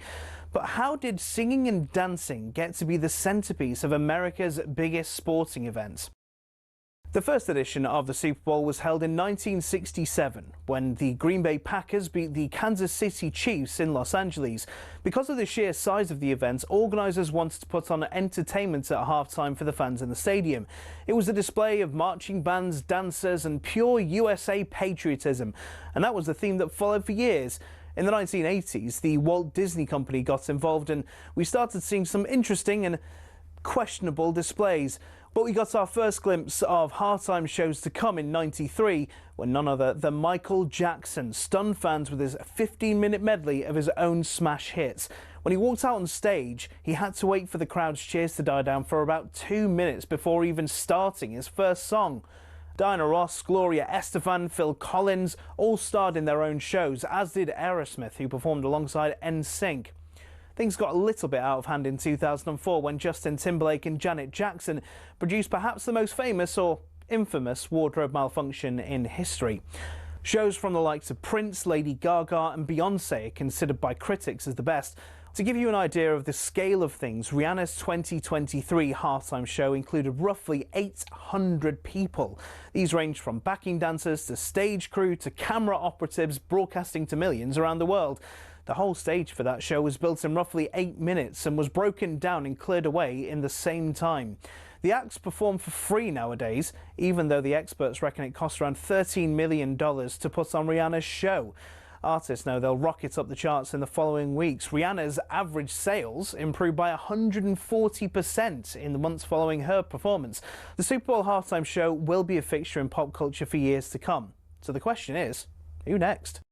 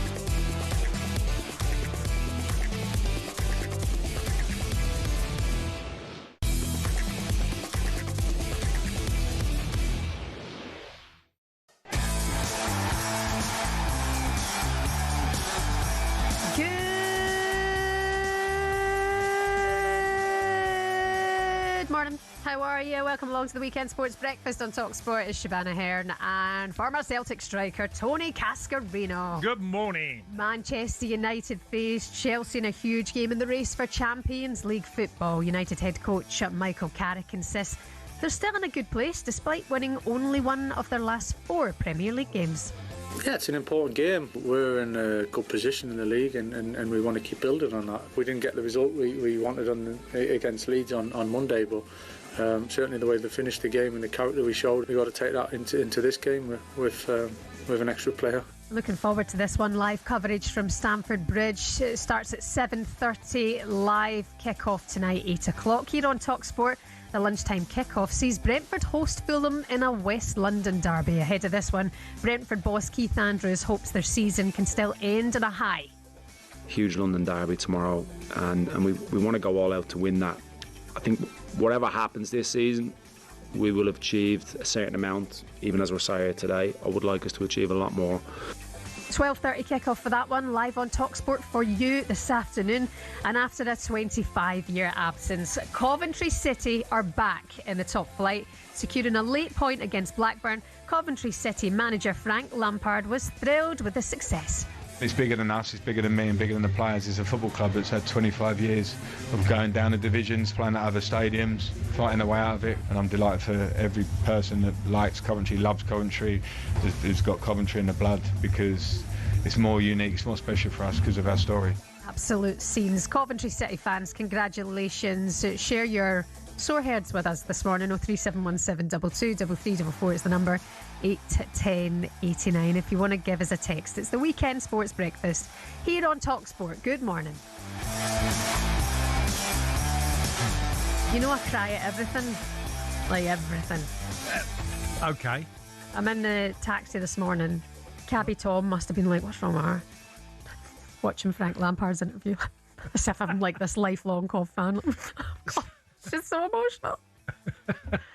I'm a pure. I know.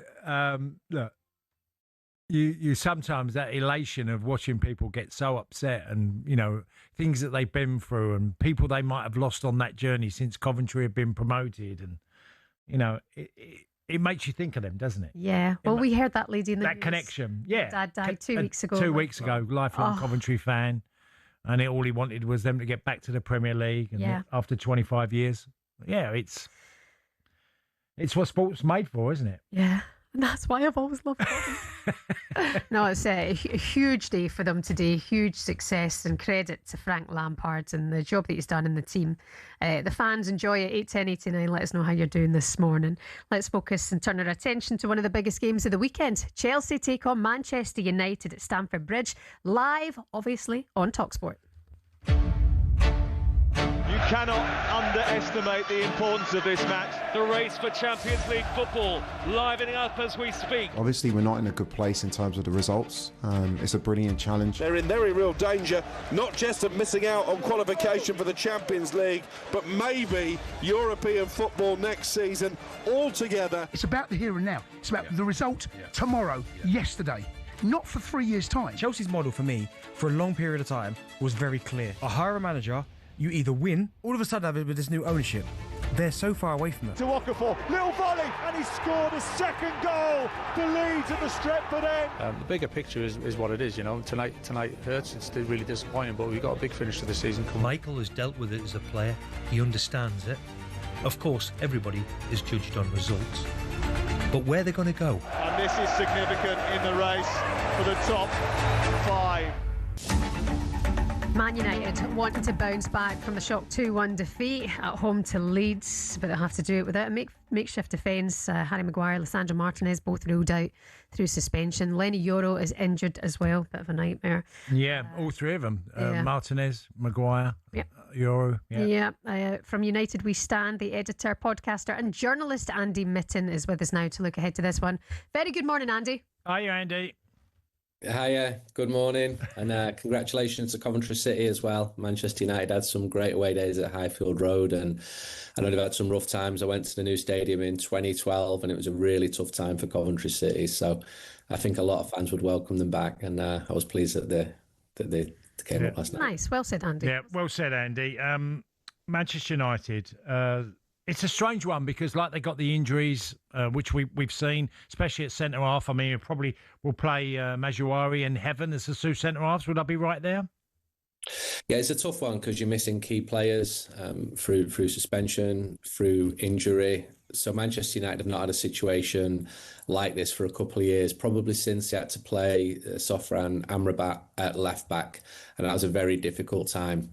And it's a big game. I know Chelsea have been struggling a lot, but Manchester United are in a good position, as Michael Carrick said. I think third would be a place every Manchester United fan would have accepted at the start of this season after the 15th place last year. And he's done well. There is a cushion. There's a cushion to Chelsea, but it is a little bit worrying, if I'm honest, because you've got Chelsea away, traditionally a place where Manchester United have not done well. Then you've got Brentford at home. That was probably the worst point of this season, losing at Brentford in September. And then you've got Liverpool, another team pushing for a Champions League place. So you need your players, and Manchester United have not got the players. And part of the reason they've not got the players is because they've not got a big squad, because they're not in Europe, because they did so badly last year. These are talented young lads, the lads who will come in and play, and it's going to be a huge test for them. It's a big, big game. How do you make the forward line area? Because I see Brian Mbeumo will probably play central. Sesko could go to the bench. And I feel like, is he just going to be that super sub for Manchester United more than actually a starter? He's in his first season. He's been more successful, far more successful as a sub. And sometimes when he starts, he's been pretty underwhelming. I think his goals return is impressive. I know the club are definitely happy with him. I'm happy with him. I'm probably going to use the word good for Manchester United's forwards this year. Not great. You don't win league titles only being good. There's no one there scoring enough goals. And hopefully that will come next year. I think Matheus Cunha, Bryan Mbeumo, Benjamin Sesko, they've been decent. None of them have been failures. Yeah. And too many of Manchester United's signings in recent years have been failures. In terms of then Michael Carrick, are you getting any sense of what the hierarchy feel about Carrick, if he's going to be there in the long term or not? I mean, I know what they feel. They're going to make the decision at the end of the season. They've been doing diligence. They've been weighing up what the coach market is, seeing who's where, who's likely to be where in a year's time, in a year or two's time. I think if Michael Carrick achieves Champions League qualification, that will put him in a very strong position with Manchester United. But the position has not changed right since January, when Jason Wilcox said to the players, you can reach the Champions League, which was pretty bold at the start of January because United had been pretty poor. Ruben Amorim had just left the club. They're probably on for a Europa League finish at the time. I would have accepted that, if I'm honest, the Europa League. And now you feel disappointed if they didn't get into the Champions League. So I would say if Michael Carrick guides them into the Champions League, he'd be the clear favourite. But United are weighing up all options. And you get these mad swings when he wins 4 games or 3 games. People go, give him the job. And when he loses, like on Monday, and that was a really poor night against Leeds United, that first half was a shocker. Yeah, that's poor. You get people going, he's not the man for the job. So I think the club will be calm. It's not ideal because some of the best coaches in the world are obviously employed elsewhere. That's why they're the best coaches in the world. But it's a decision they'll make at the end of the season. So how do you feel as the editor of United We Stand on Marcus Rashford, and obviously the news overnight that Barcelona are not going to keep him for the fee that United want, and him coming back to Old Trafford? I've watched him a lot for Barcelona this year. I'm going to use that word good again. He's had a good season. He's not been great. He's not a starter all the time, but he started more than he would have done because of injuries to Rafinha, to Robert Lewandowski, to some of the other players in probably the best or one of the best forward lines in the world. And he's had his moments and he's had his frustrations. I think this is probably his worst month because he had a lot of chances against Atletico Madrid. Not clear-cut chances, but people have liked him. I speak to a lot of Barcelona fans, and he has had a tick all season. I think only now people are like, I think he'd be relatively cheap. From Manchester United's position, they are not negotiating on that fee, which was agreed. He's clearly one of the best paid players in the world, and that is a problem because someone needs to pay that. So you've got the transfer fee being quite low. I've always felt that he will not play for Manchester United again. I've not changed my position on that. I'm not the one making the decision on that.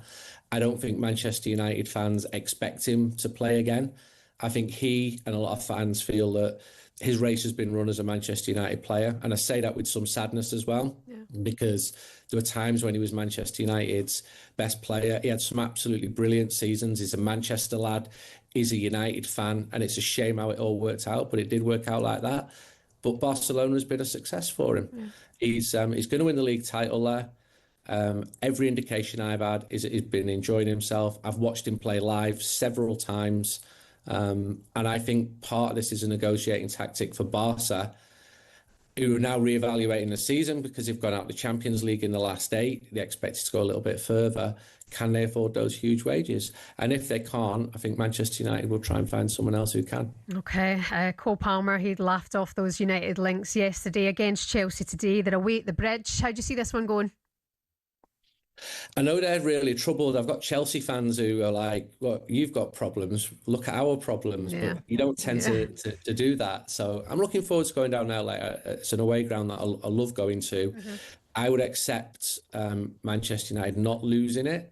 But clearly the team can't go out and play to only get a draw just because of the injuries and Manchester United's terrible record there. It's a huge game. And if you've got one of them 3,000 tickets in the away end, you've got to do your bit tonight because times like this when your team needs support. I'm not going to make any prediction because missing so many players. The game at Old Trafford earlier in this season was one of the best performances of the season. I know Chelsea lost a player. Manchester United have been losing too many players recently, and that's why fans are annoyed. All right, Andy Mitten, have a good one tonight. Enjoy it. Thank you for your time this morning. Take care. Cheers, Andy. Thank you. United We Stand editor Andy Mitten. Don't forget, live on talkSPORT from the Bridge. Faker Others is there from 7:30. Kick-off at 8. Chelsea versus Manchester United. Sam Matterface and former England captain Stuart Pearce on that one for you. You're listening to the Weekend Breakfast on talkSPORT in partnership with Volkswagen Transporter, working with you. All the odds with Coro up next.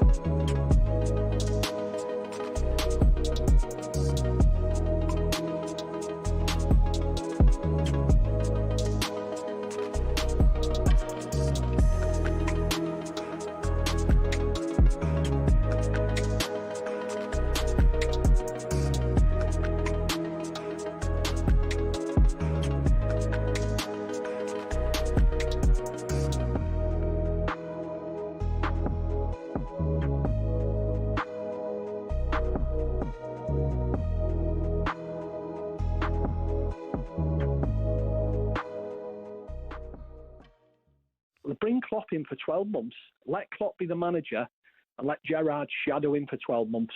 Let him learn from him. What are you on about? And then let Gerrard bring in his own team, because every Liverpool fan in the country, and I know they're listening to this now, would love Gerrard and Carragher on that touchline at some point. Bobby, what are you on about? You don't think it's happening?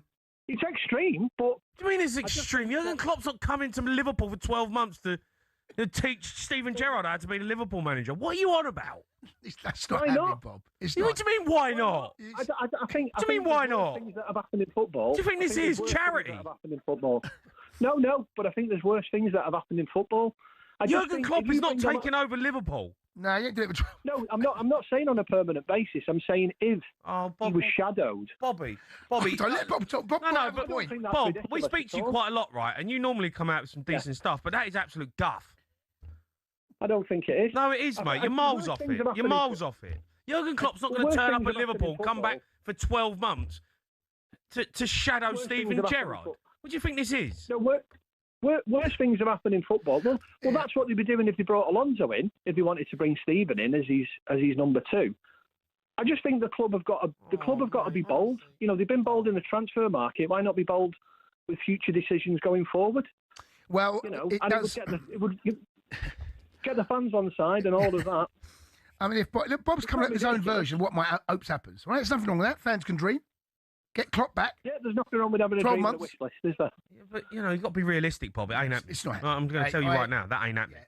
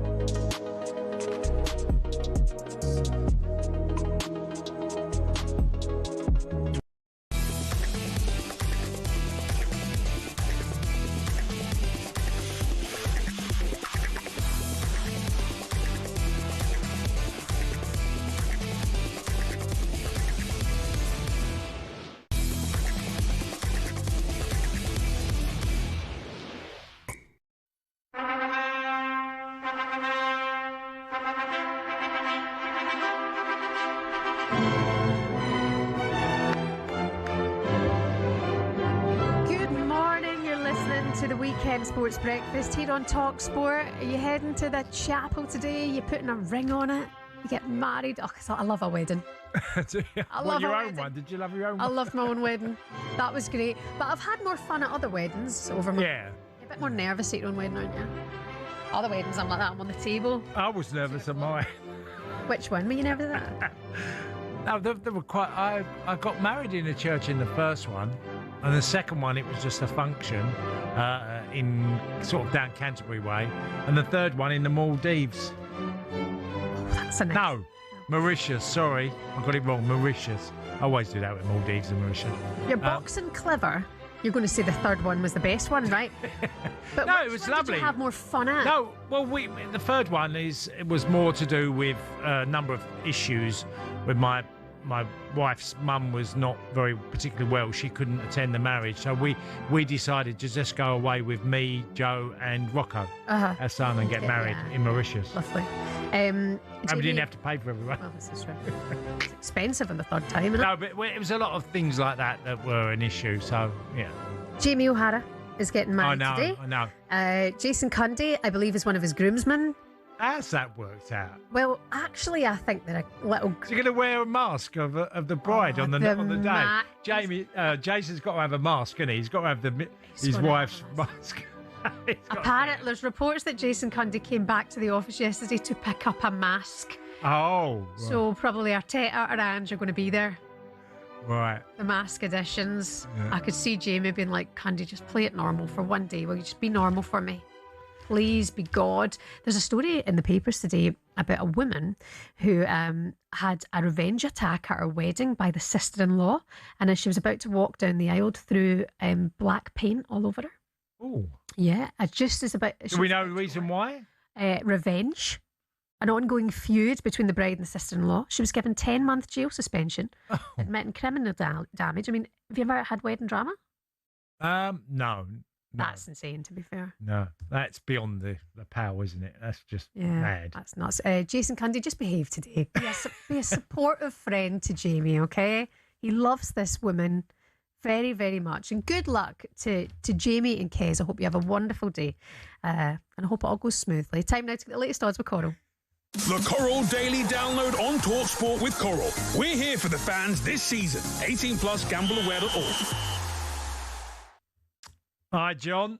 Are you there? Good morning, Cass. How are you doing? Yeah, first up. Good morning, Shebahn. Have you got a spread on the marriage of Jamie and his missus? How long they'll last?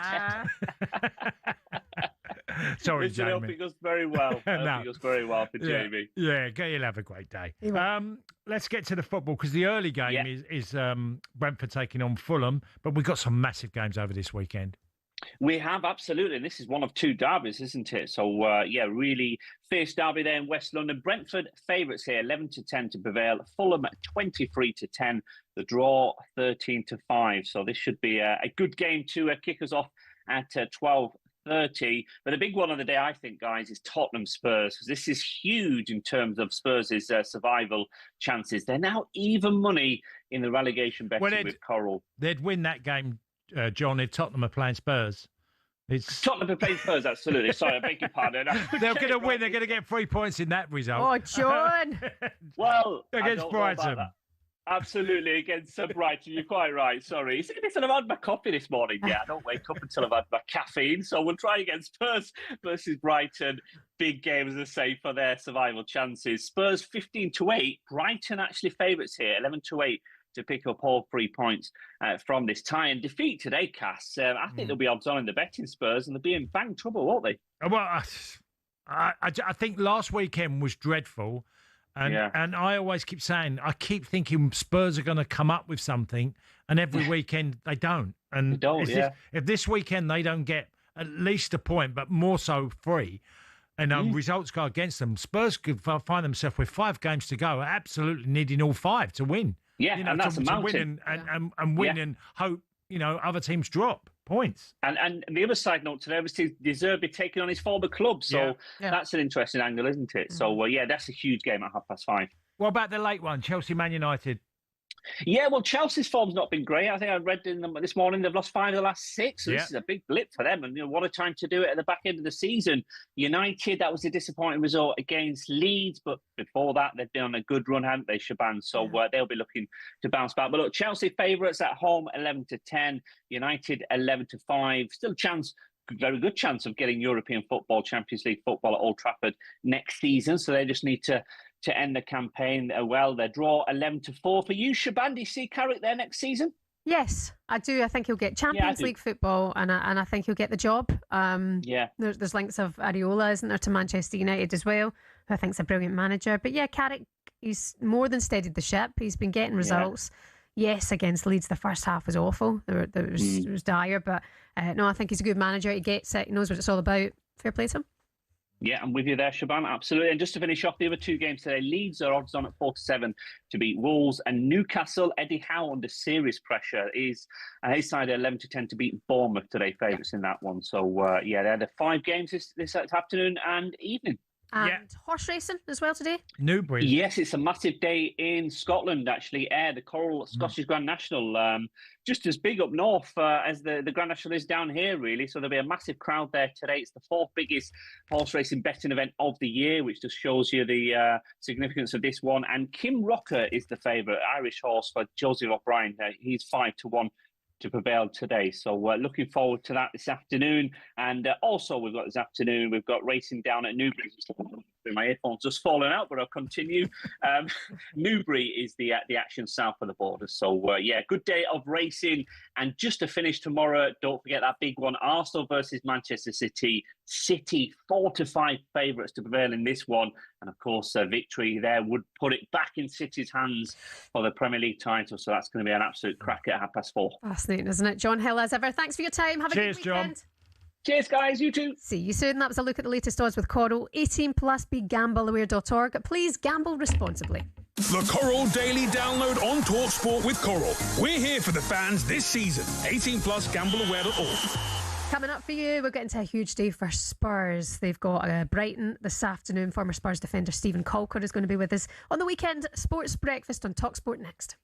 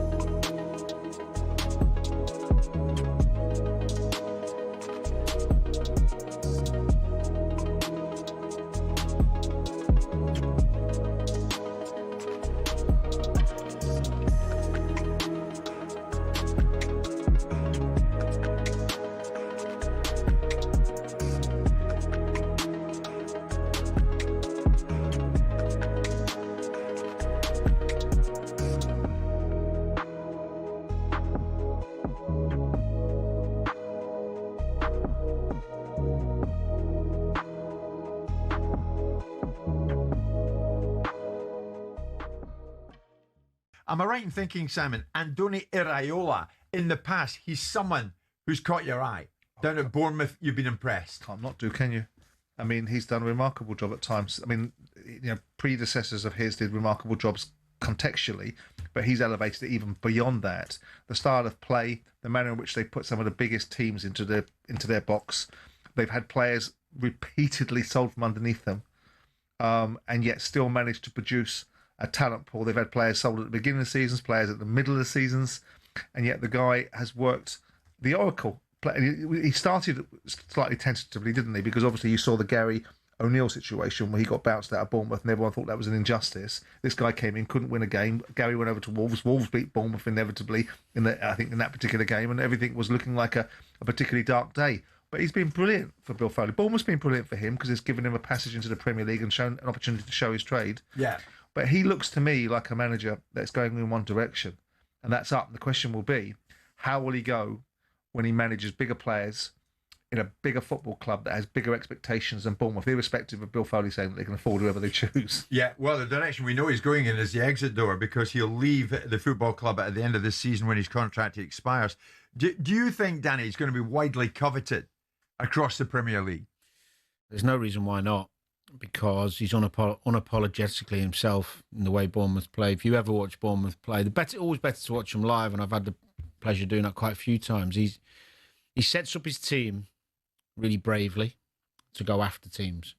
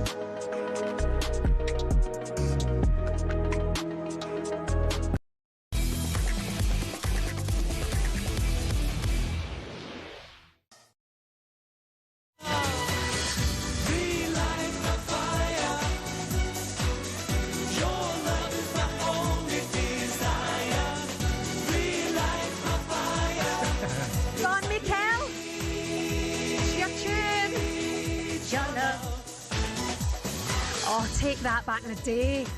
Bring it back. Yeah.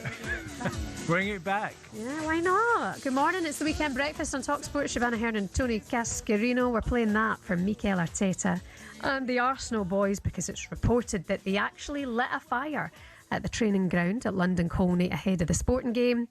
And it's really making waves today, waves of inspiring the players. You actually said earlier on this morning that when you were at Marseille, it was a tradition there to start a fire before a game. Well, they did it a lot, yeah, because they used to chant the anthem, or part of the local, community of Marseille fans would sing "Ce soir allume le feu." It's not the same when you say it, though.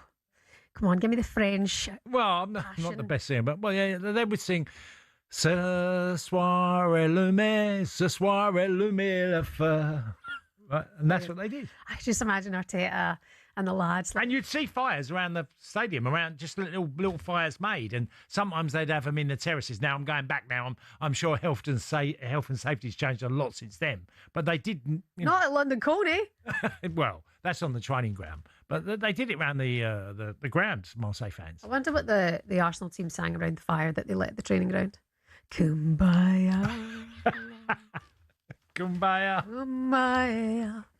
Anyway, it does feel a bit cultish. Right? Like I said, it's sort of pagan thing, isn't it? Yeah. Of years gone by. Yeah, it's like a ritual, spiritual thing. But anyway, we'll see how that goes in terms of the title chase. That massive game tomorrow. Arsenal going to the Etihad to take on Man City. The winner of that game, does the winner of that game win the league title? Well, it's a definite if Arsenal win it. Absolutely. With 5 games to go, Arsenal wouldn't need a lot, would they? Yep. They could afford to lose 3 of them 5. So, yes, of course, if Arsenal won it, and I think if City win it, of course, they'd have to be favourites. But it leaves Arsenal with a little bit of hope. Yeah, the updates tomorrow here on talkSPORT. We're all looking forward to that one. Here's what's coming up for you on talkSPORT today. Max and Charlie with you at 9 o'clock this morning, as ever, with the warm-up. Can they light a fire? You'll have to find out then. We've got 2 live commentaries for you. The first is Brentford Fulham at 12:30. Adrian Durham sandwiched in between those games, bringing you all of the goals as they go in from the Premier League and beyond. Game Day Live from 2:30. Max Scott is in for Jamie O'Hara, who's putting a ring on it today. Congratulations, Jamie. Max and Gabby Agbonlahor doing the Game Day phone in. Oh, you didn't just... Beyonce. The camera didn't catch him. He was doing Put on a Ring on It by Beyonce. Cass, you do surprise me. Yeah. All the updates from all the games today here on talkSPORT. And then, of course, game night. Tonight, 7:30, build-up with Faker Others, Chelsea Man United at Stamford Bridge. It's going to be a great day. Stay with us here on talkSPORT to stay across absolutely everything. And don't forget the Championship over on talkSPORT 2, 12:30 today. Portsmouth Leicester and a 6-pointer for the relegation. And 3 o'clock, Swansea take on Southampton. Now I said you got married in Mauritius. Yeah. Have you heard of Flick on Flack? I've heard of it, but I don't know Flick why. on Flack, that's in Mauritius. It's a place in. Oh, okay. That's where I got married. Flick on Flack. Oh, lovely. Very nice. Is there... Wait a minute. Have you got a dad joke to come? Oh, there's no dad joke. I was just thinking of Jamie getting to married today. Oh, no, go. Good luck, Jamie. Enjoy your special day. Also, Jamie will have an eye on Spurs, I would imagine, today against Brighton. An extraordinary afternoon. Roberto De Zerbi takes charge of his first home game for Spurs at the Tottenham Hotspur Stadium against his former club, Brighton, of all clubs. Despite losing his opening game to Sunderland, Roberto De Zerbi believes his players will give everything in their bid to beat the drop. No, I believe in the people. I believe in the human relationship. I believe in the spirit. I believe in the soul of the players. Before to speak about tactical disposition, style of play, defensive phase, with the ball, without the ball, set pieces, or their teammates, and push everybody for one target and to achieve our big target for us. Because if we don't achieve our target, everyone lose something in their career. There's so much on this. It's going to be a great game today. Hopefully, Spurs can do something to look ahead. Let's speak to this man.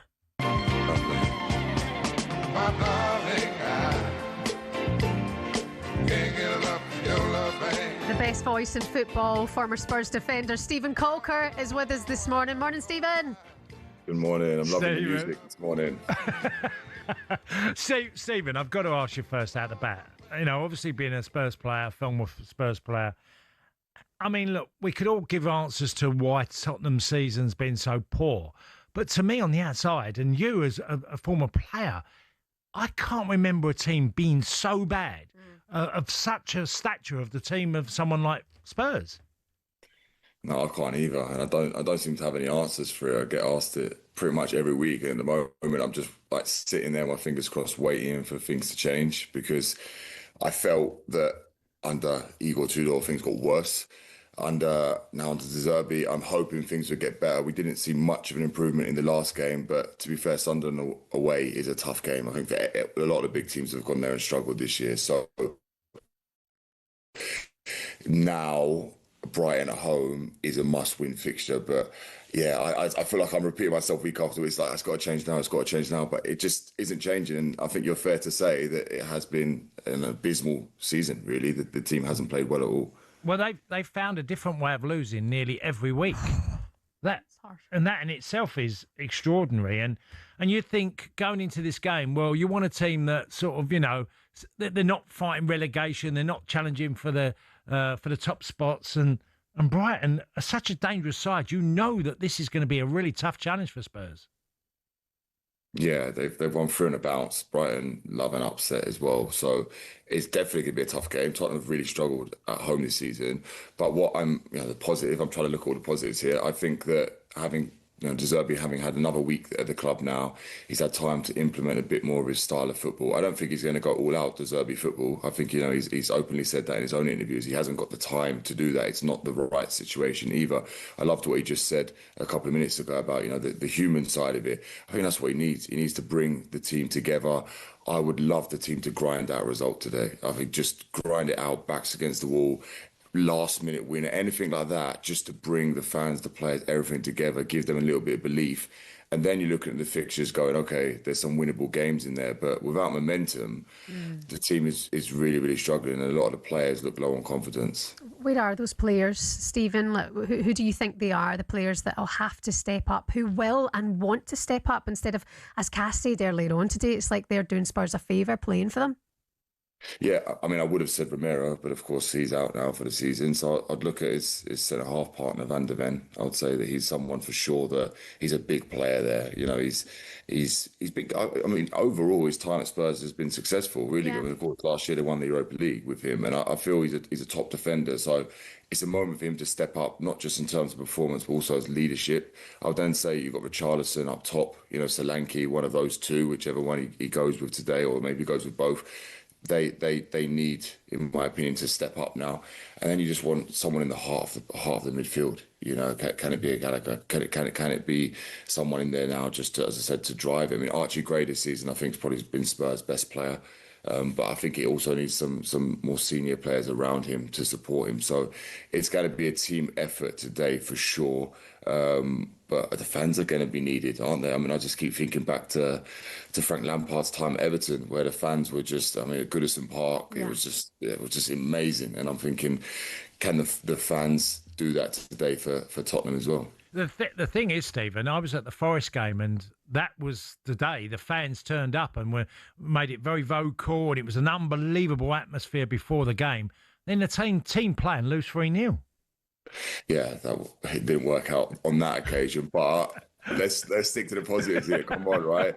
We've got a new manager now. And it's a case of it's do or die right now. I think a lot lies on today. I really do. It does.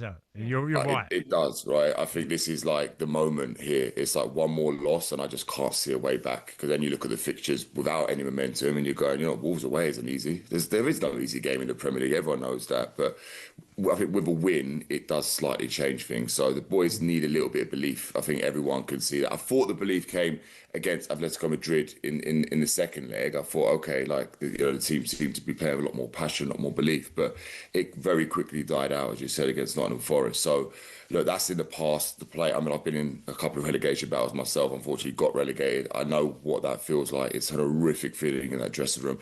It's also a really lonely place to be on that pitch. And that's why I call for the fans, again, to give their support. Not that it happened already, but if they can dig deep again, then it's going to be needed today. Yeah, I just think maybe Xavi Simons or someone like that could produce something as a confident lad on the ball.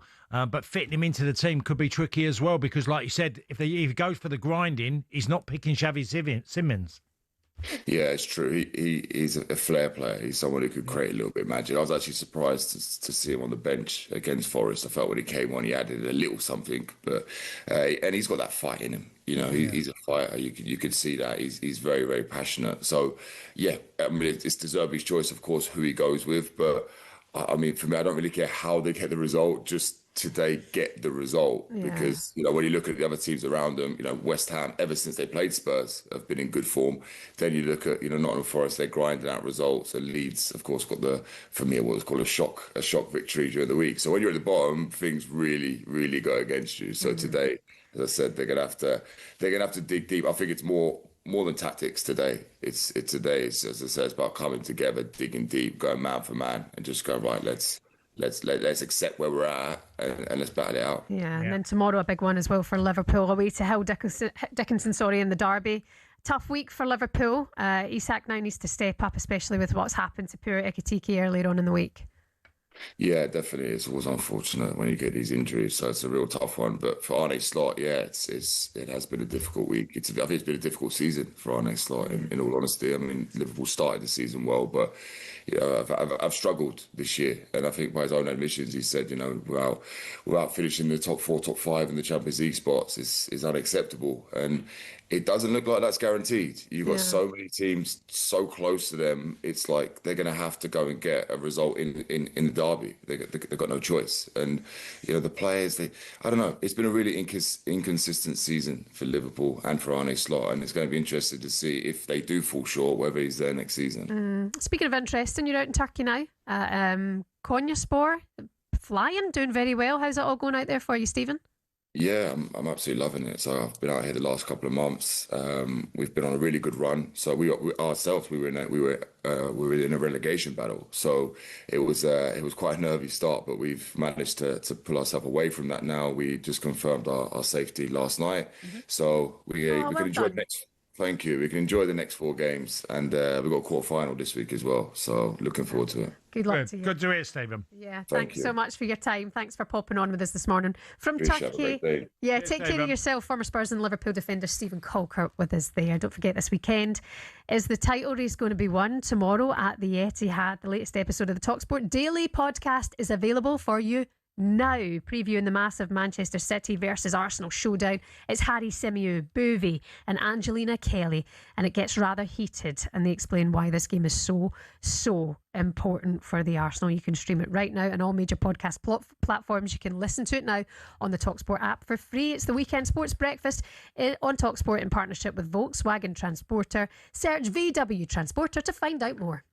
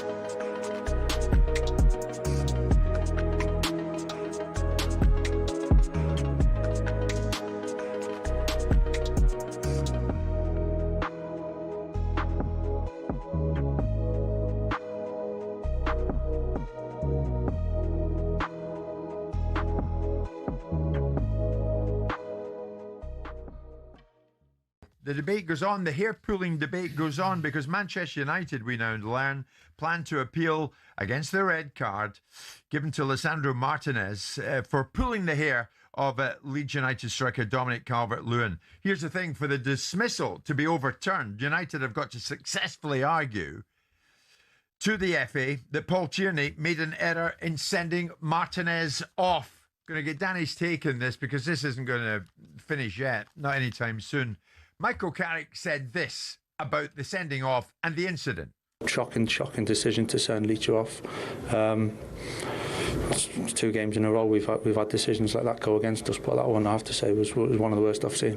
So you can elbow Lenny Yoro for the first goal in the side of the head, leaning on obviously, and then you can throw your arm in Leach's face, and then as he's off balance because of that, and he half grappler and he kind of half touches the back of his ear, which then pulls the bobble out, which then leads to look like I don't even know what it looks like. It's not a pull, it's not a tug, it's not aggressive. He touches it and he gets sent off, and worst of all, he was actually sent to overturn it, clear and obvious error. It's shocking.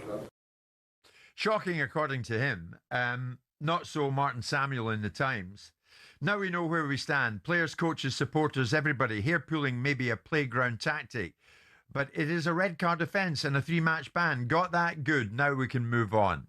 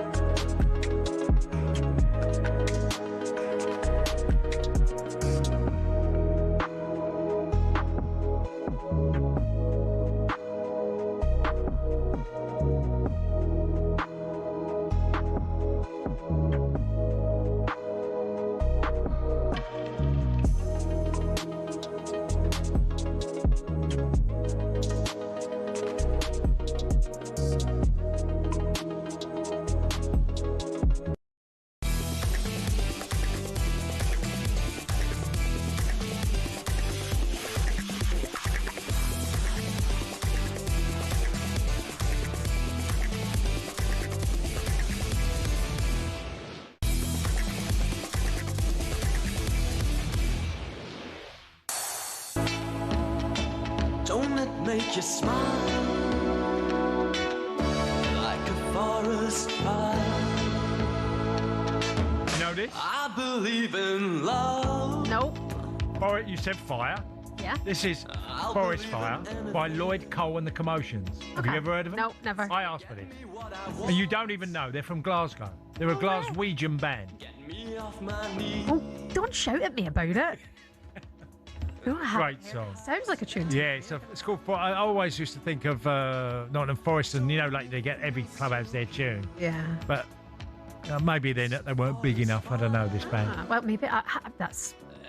I mean, sorry, I shouldn't say it out loud. No, I hadn't heard of the song before, but I'll look them up. Yeah. A Glasgow band. That's for Mikel Arteta. Reportedly, him and the squad lit a fire at London Colney training ground ahead of the game against Sporting. So fire songs have been our kind of theme of the morning. Some of your headlines today: Coventry City on fire, back in the big time for the first time since 2001, thanks to a draw at Blackburn. It was live on talkSPORT 2 last night. Frank Lampard's side have gone up to the Premier League. Brazilian basketball legend Oscar Schmidt has sadly died at the age of 68. Schmidt is the top scorer in history of the Summer Olympic Games and top scorer in the history of the FIBA World Cup. And it's WrestleMania weekend in Las Vegas. During the festivities before night one, our reporter John Jackson caught up with boxer Conor Benn and asked him why he did make that switch to Zuffa boxing. I've been with the other promotional company my whole career, so for me it wasn't an easy decision. So I just wanted to see how it operates, and I was extremely blown away by the professionalism and how easy they were to work with, not just for me but my team. They surprised me, to be honest. So here I am now on a multi-fight deal, and probably the last contract that I signed in my career. There you go. More on that on our website, talksport.com. Yep. Speaking of boxing, by the way, showtime tonight. Ben Whittaker faces Argentinian Brian Suarez, who promises to be Whittaker's toughest test to date. The undercard also stacked. Molly McCann, Good Luck Meatball, and Leo Atang all in action. Join DAZN Ultimate now and get 12 plus pay-per-views per year, including Fabio Wardley versus Daniel Dubois at no extra cost. Boxing update on talkSPORT with DAZN, the global home of boxing. Sign up now at dazn.com/boxing. Time for a little bit of this. Cascarino yes or Cascarino no? On the weekend sports breakfast on talkSPORT. What? We ask a question, we hope for a Cascarino yes, Cascarino no answer, but he's a detailed man, so we always get more than we bargained for. Starting with our early kick-off this afternoon, G-Tech. That's where it's at, and it's all about this man. Ouattara gets in behind, plays the ball across to Thiago! And the boy from Brazil, called up by Carlo, has bagged again for Brentford. Igor Thiago. Yeah. Can he overtake Erling Haaland and win the Premier League Golden Boot? Yes, he can. Of course he can. He's on 22 goals. Oh, sorry, he's on 21 and Haaland's on 22. Yeah. Now, there's a gap between all the others, so it's between two.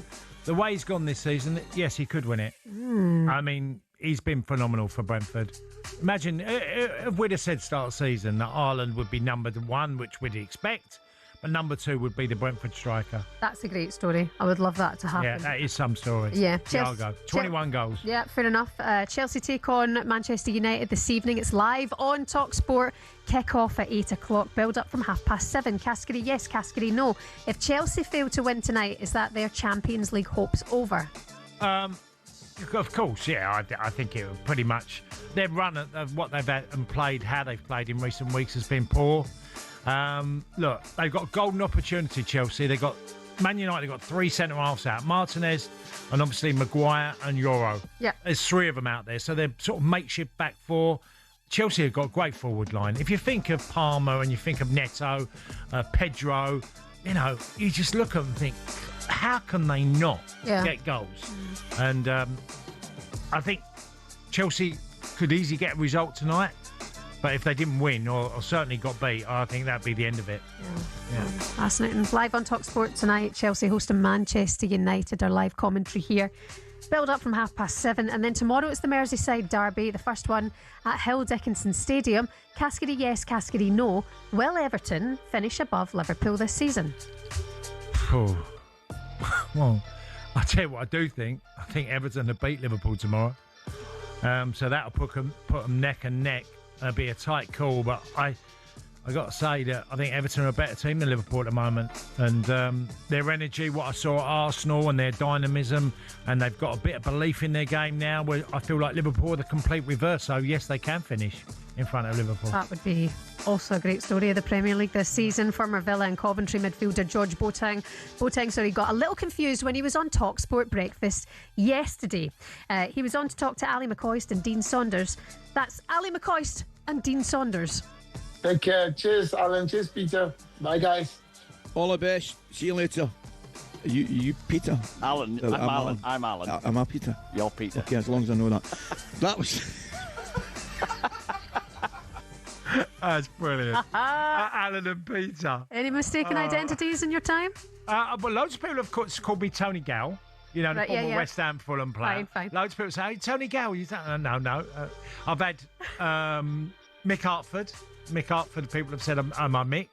And also Liam Neeson, the one who was in Taken. Oh, Liam Neeson? Liam Neeson. Irish connection? Yeah, the Irish connection. But I was in a hotel and this guy was convinced I was Liam Neeson. I will find you.